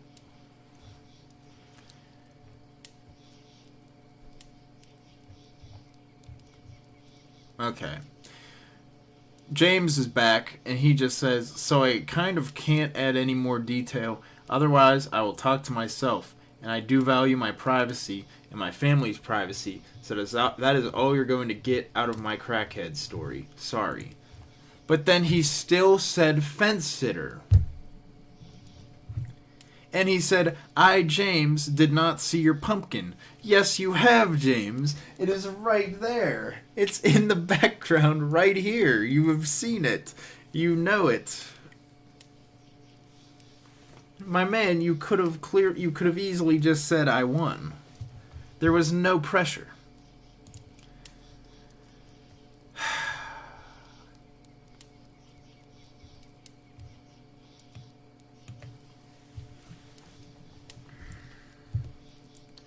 CGI fake pumpkin.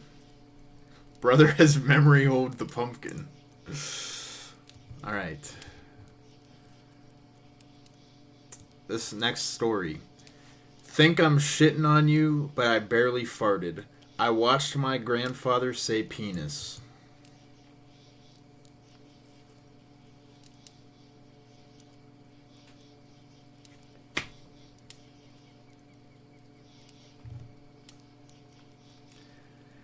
They said I won.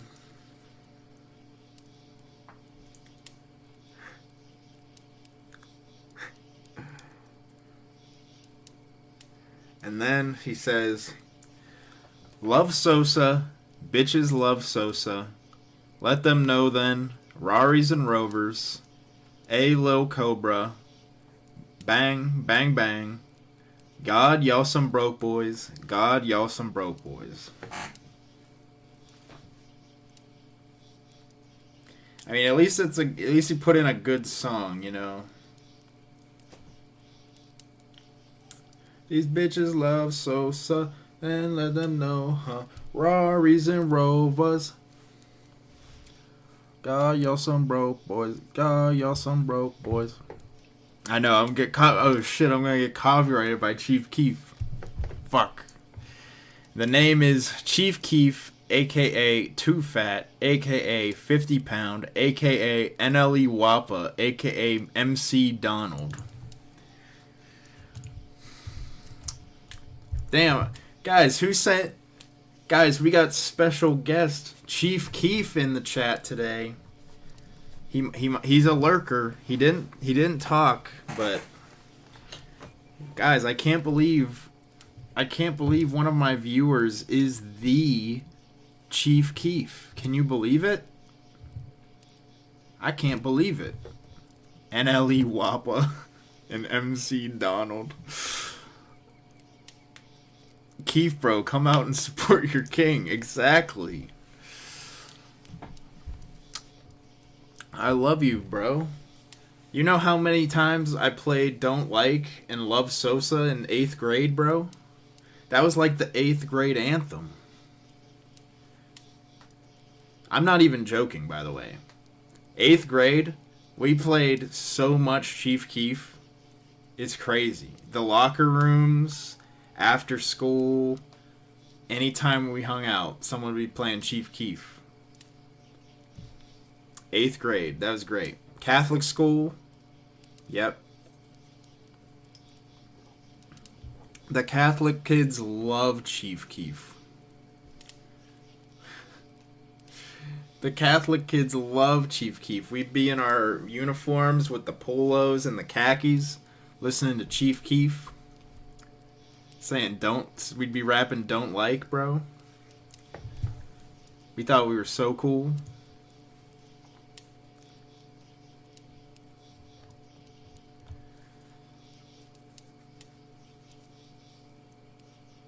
I went to Catholic school, was very C-word. I don't know, I didn't mind it. I liked it.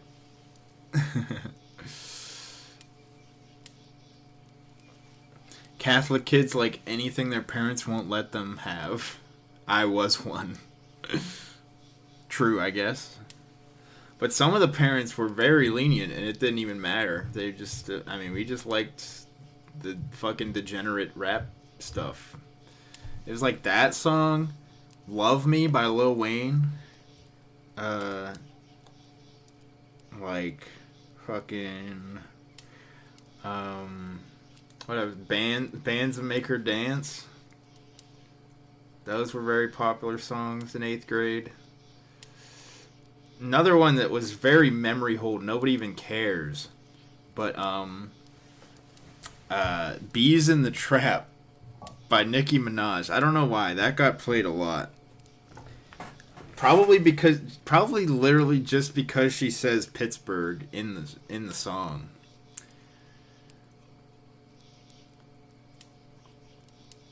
I went to Catholic school, and the only kid who was religious was a Muslim. No one in the UK gives a fuck about religion now. Okay. Juicy J gon' poke it like wet paint, yeah. You say no to ratchet pussy. Juicy J can't. Shout out Juicy J. He just can't say no. He can't say no to ratchet pussy.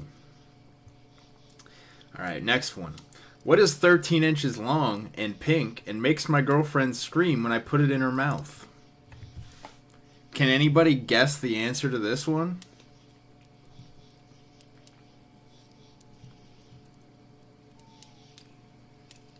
Can we guess what's 13 inches long and pink and makes my girlfriend scream when I put it in her mouth? The answer is, of course, her aborted fetus. And they said I won the war. Hey, they know what's up. Damn, it feels good to be a gangsta.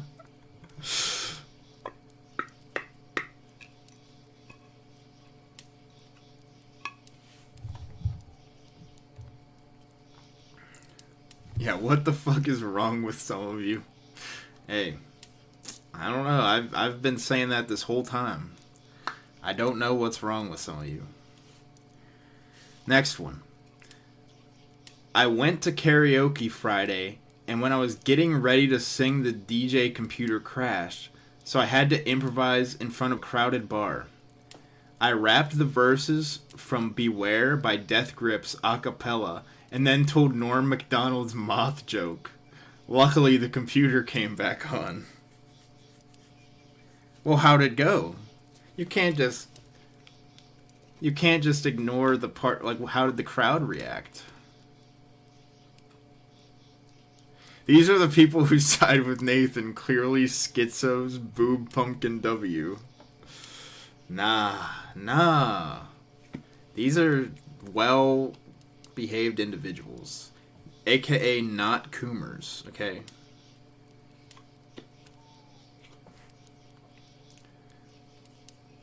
I'm immune, I'm separate entity, don't lump me in with the furries. It crushed? Let's go! Because this one's by a Tomsk. And he says, of course, I won. And he just says, Nathan Gods, let's go. He gets it. He's a Nathan God. Oh! Okay. Same explanation. This one just says, my uncle raped me as a child. Now, I don't think it's funny to joke about these kind of things. But in case this is not a joke, I'm very sorry to hear that. And I hope you're getting help. Please seek mental health services if you feel you need help dealing with this issue. It does not make you a worse person. This did not happen because of you. See you, Vic.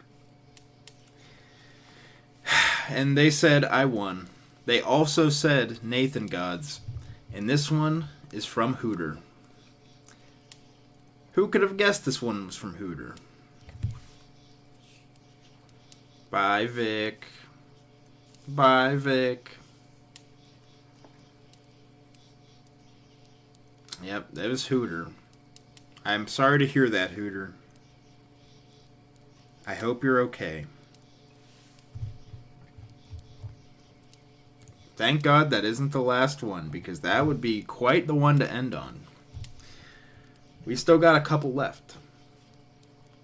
Insert story here.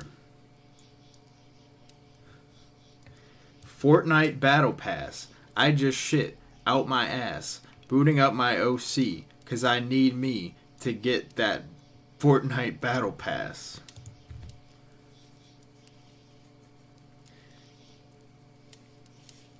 And they said I won the Pumpkin War.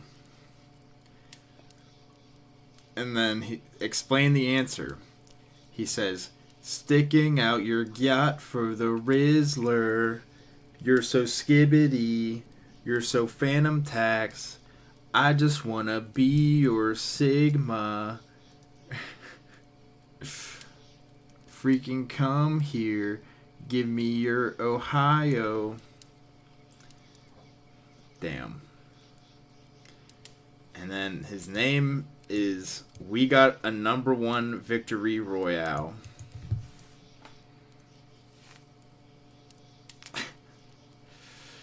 Yeah, this one reeks of Gunt. He's not making many friends around these parts. I'm just saying. You're singing it better than the autistic kid. Well, what's better, the meme version or the regular one? The regular one, I think I said this last time, but I think there's new people here who weren't there. That song, the original one, it's called like, what's the original one called? It's called Ecstasy, and the band is, or it's not a band. It's from, what the fuck? Ecstasy by Suicide Idol. That song is crazy. That song's the BPD girl anthem. For real. And apparently it's like on TikTok or something popular. And that's the song that the Rizzler song is, the meme is from. But I don't even know which is worse. They're both crazy. The one has some insane lyrics. Like just some real daddy issues kind of stuff. So, oh boy. This person, just for the story, they just put a YouTube link. Oh boy. And it takes me to a song or a video. It's like 2 minutes. And it's called I Have Autism, Songs for Kids.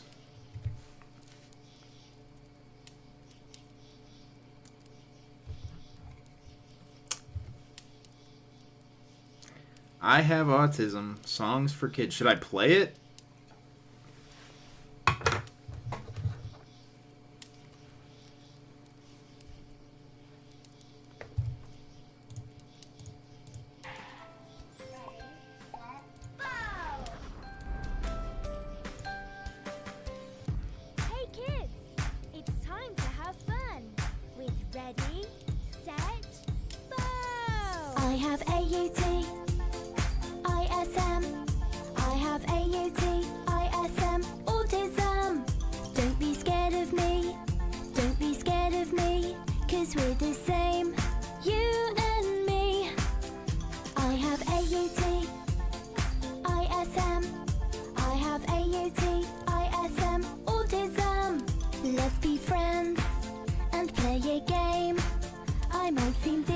Wow, this is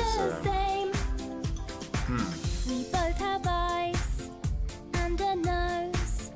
We have hands, we can wave to our friends. We both have ears. I'm speechless. And feet. We can stomp, stomp, stomp to the beat. This might be the second scariest thing. Happily, take my hand and best friends we'll be. I have AUT, ISM. I have AUT, ISM, autism. Don't be scared of. I think I got the gist. I think I got it. I don't think I need any more. TBH. TBH.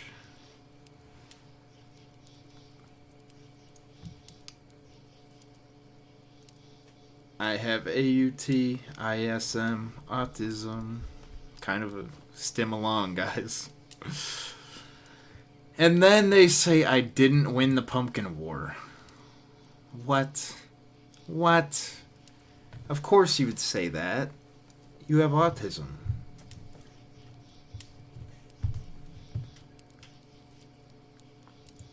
Then they say I'm a simp. And this is from Vic Noodle. I don't know if it was from Vic, but he's no longer here to defend himself. So, ooh, I don't know. He ain't here to defend himself, but I don't think that was Vic. I have a sneaking suspicion.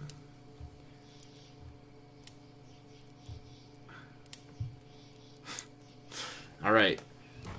Oh, this was gonna be the last one, and then another one came in. Came one out of nowhere.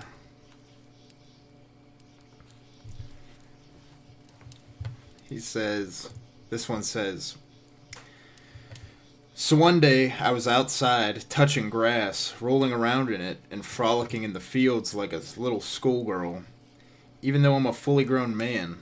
And then a bunch of people who I'm pretty sure I've seen on my 600-pound life came up to me and told me to stop frolicking in the fields in the most southern accent I've ever heard in my life. I kept frolicking against their wishes. And then they pulled out their computers and banned me from the Minecraft Discord server. I didn't even know that shit happened until I had gotten home. I had made lots of friends on that server, which I forgot to add as friends on Discord. And now I'm lonely with only my pets because I live in the middle of goddamn nowhere.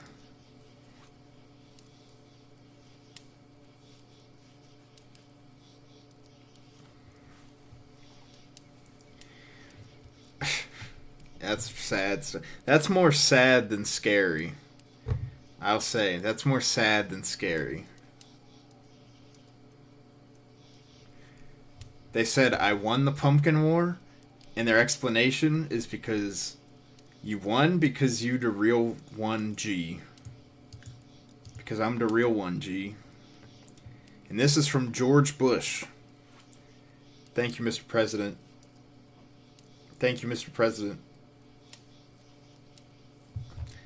Alright. Oh my god, another one came in. Now that people know I'm getting near the end of the list, they keep sending in more. Oh my god, it's another YouTube link. I have a feeling I know what this already is. If this is... What is this called? This is fucking winter whatever. 3 months of winter. Yep, winter wrap up. God damn it. Grunt. Stop it. Stop it. Stop it. I'm not listening to this. It probably literally is copyrighted. It will get me copyright claimed.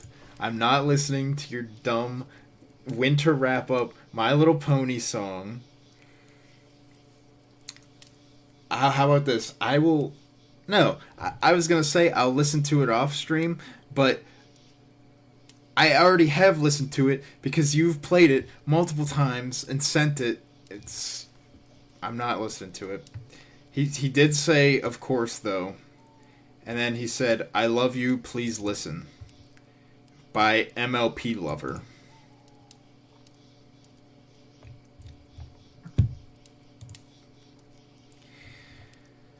And we're at the last one.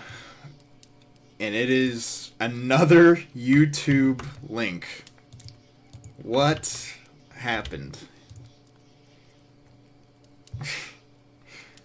It is Sam Hyde MDE Christian Rap Rare Full Video. Do I play this? Should I play this?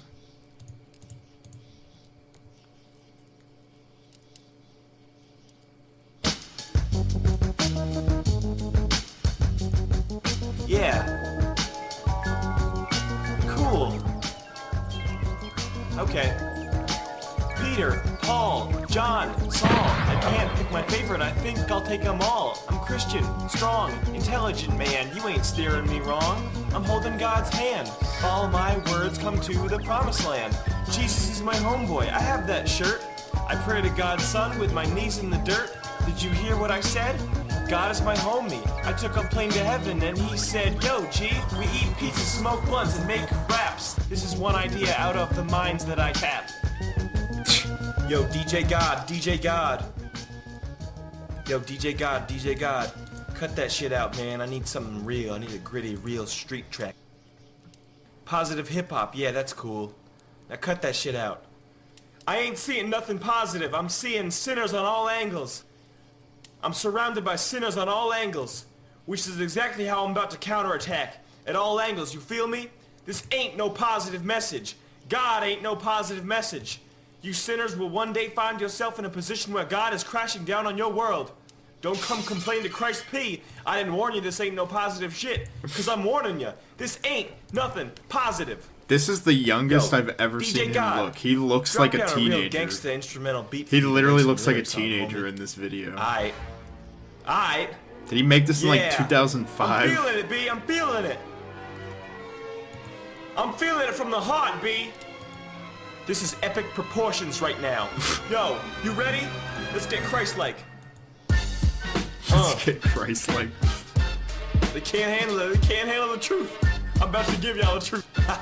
Bro, he literally... This is like the youngest I've ever seen My name him. is What the Christ fuck? P. I'm here to say homosexuality is not okay. I read the whole Bible from cover to cover. Didn't say one word about men being lovers. I'm out here preaching my plan, cause in the holy book it says man shall not live with man. Anal sex, dog, it just ain't cool, cause when you're burning in hell, you feel like a fool. Motherfucker, I hold Bibles, one in each hand. Stand in the street, preaching my plan. Round up the gays, put them in bands. Export them to faraway lands. Street preaching, gay teaching, make no excuses. Hang all the sinners from the highest nooses. Street preaching, gay teaching, make no excuses. Hang all sinners from the highest nooses. Damn. Street preaching, gay teaching, make no excuses. Yo, and that's my word, son. I sometimes bang out like Muslims, but I always come to represent like a true Christian. Let me Wow. tell you about that, how I represent. You ready? Drop Wow. a beat on me, baby. Alright. Yeah, I'm feeling it. Turn up the beat. Yo, Miracle. Oh my god. Step up to the What mic is and this? show these people what a true God warrior sounds like, homie. Lutheran, Catholic, it's the same to me. Long as you believe Jesus, your soul is free. I feel sorry for those Jews, they ain't going to heaven. That's why I load up with Christ inside me like 11. God love in my heart, these are all my brethren. You know, likes go to a separate heaven. Other religions, they can't come close. Sure, you got a menorah, dog. I got a holy ghost. The Virgin Mary, the apostles. Don't say it's made up. That shit would be impossible. And Kwanzaa? I ain't even gonna rap about Kwanzaa. That's a made-up religion, homie. How are you going to make up a religion? Now I'm about to drop something for all y'all out there that believe that the Bible didn't actually happen. Christ really did die on the cross, was born again 3 days later. If you say the Bible was made up, you are the worst kind of hater. For you I pray to God that you die slow, and that on your deathbed you will truly know the power of Him. He who creates all makes the righteous survive and the wicked fall. I don't care how thugged out you perceive yourself to be. When you stand next to Him, son, you're the size of a pea. Oh. Damn. Got ecstasy! Oh Lord! Shit is real. God likes how I feel. I put it in the Made up chat, like TNT. Christ's last meal. Out here doing the Lord's work. I'm a Christ warrior. You're just a jerk. When I reached out and accepted God's plan, I looked in the mirror and saw I'm a new man. If it wasn't for God, I wouldn't be here today. If it wasn't for God, I might have ended up gay. If it wasn't for God, I'd be in a ditch. If it wasn't for God, I might have to smack a bitch. Oh. Bitch. Oh, damn. I posted it in chat. Yeah. Boom bap, boom boom bap. This isn't winter wrap up. It's better than winter wrap up. Alright, I just got like 3 more now, and I have a feeling that they're all gonna be YouTube YouTube links. Anyway, this person said, I won. And then they just said, I win. And it was Cosmo. Thank you, Cosmo.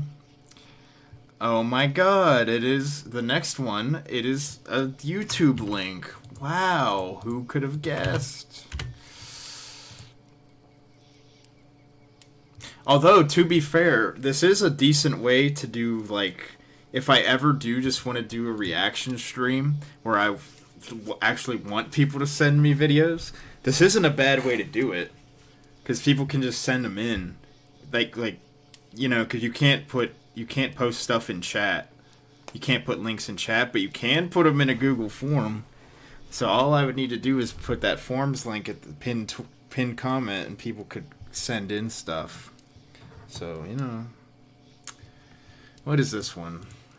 Ocean Man voice crack? I've heard this. Ocean man, take me by the hand, lead me to the land that you understand. We'll leave it at that. Yeah. Yeah. That one is from a Tomsk. Why are you outing yourself, like, bruh? I had to watch this live stream on YouTube. What do you mean you had to? What is this? What is this link?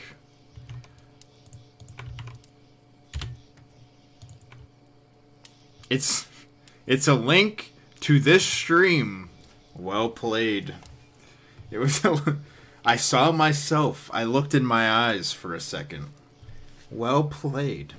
And then he says I didn't win. And then his name, is this just the same thing again? It looks like it. I'll try it. Looks like it was the same thing again. Great. Thanks to whoever did that. Quandy says play this. What is it? I'm moving. Oh my god, Dracula Flow 3. When did this turn into a damn react shit? Another one from Cosmo. What is this one?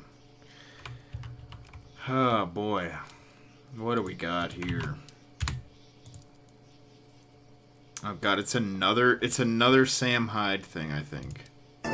No wait, it isn't. I just saw the glasses and I paused it. It isn't. Oi, listen! Oh wait, yeah, it Look is. here, bruv. We do it. We get down. For the UK, we hold the crown. This freestyle, not written. These raps, I'm spitting. Look, mate, use the wanker. Use the faggot. Oi, mate. Your girl's so ugly. My girl's got posh spice. Oi, listen. This ain't bended like Beckham. Alright, listen. Oi, I take a dump on you like I'm using the loo. Oi, look, mate. Load up the lorry. Don't care what's your story. Oi, look, mate. Me and my boys, we come up in the club with new Adidas. Oi, mate. Listen. Smoking a fag, eating a packet of crisps. Oi, now show me another bloke who's nice as this. Damn. Oi, listen. You don't want to fuck with me. Oi, look, mate. Look. Oi. This is Q4L. This is UK hip-hop. Listen, we do it. Damn, I can't believe we got that clip of Q4L, bro. I can't believe we got that. That's Q4L anytime someone talks shit on Josie, right there. That's him anytime someone says anything about Josie. Oh my god, people just keep sending me. I'm not reacting to any more YouTube clips, bro. This is not a react stream. This stream has already been 3 hours. This one is literally just okay, this one's 25 seconds. This is ASMR eating pickles, but it's bass boosted.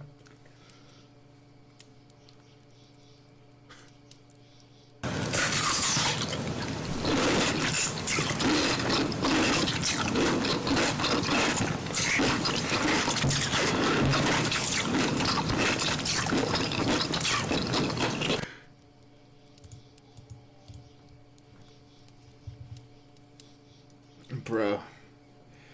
Yeah, Vance is streaming soon.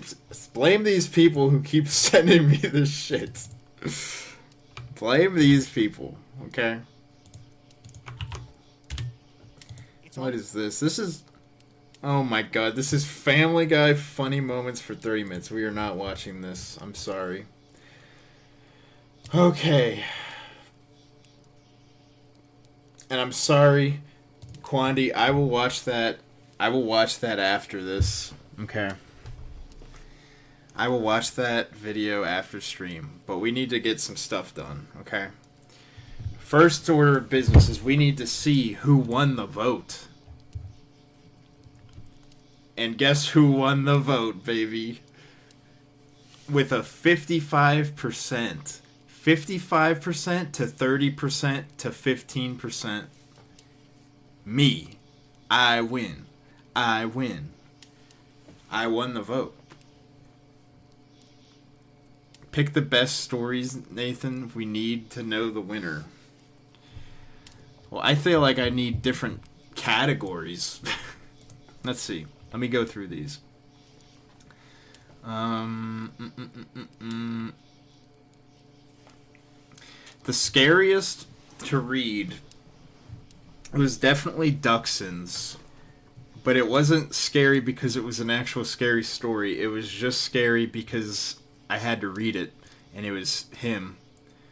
It was scary that someone wrote that.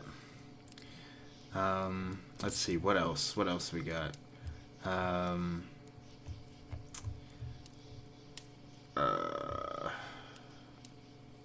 The Skinwalker, that was pretty scary. The Crackhead at 4 a.m. is pretty scary. Oh, the Bel Air one, that was a work of art. Let's see.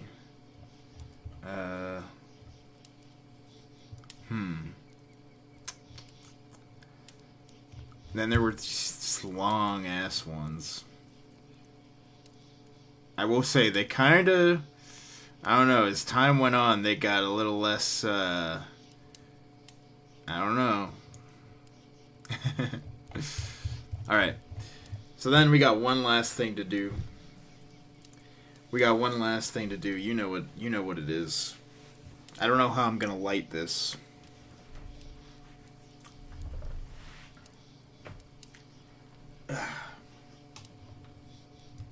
With the fire. I mean, if I do this, like, you can't see anything. If I'm just down here, you know. Yeah, you can't see that. So how do we do it? Do we need to... Ooh.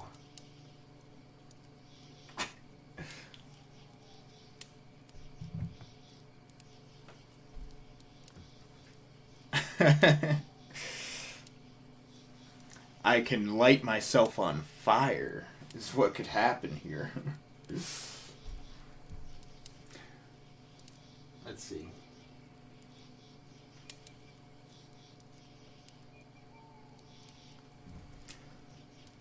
Oh, you still can't see if I do that. I might have to turn the light on. I might have to turn a light on. That's... sucks. It's looking like we're gonna have to turn a light on. I didn't want to have to do it. Now it looks like a snuff film. Alright. 11. 1, 2, 3, 4, 5, 6, 7, 8, 9, 10, 11.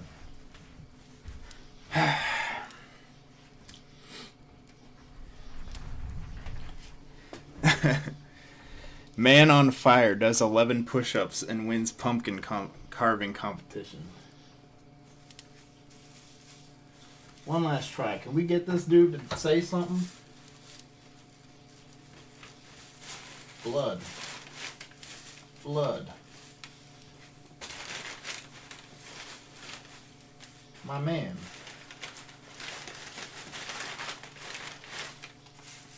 He's too shy. I'm sorry. See you guys. Let me see the hands. And then I want to see you guys in chat. I want to see you in Vance's chat. Repping the Nathan gods. Marcelet, Quandy, James, Dookie, Cosmo, Tweddle, Grunt, Andy, Tomsk, the hair, I know. It's gone. The hair is gone. You can see my receding hairline. Ugh. I know. But it was required. You gotta get your head buzzed if you're going to war. So, it had to be done. See you guys. It was a good stream. Thank you. See ya.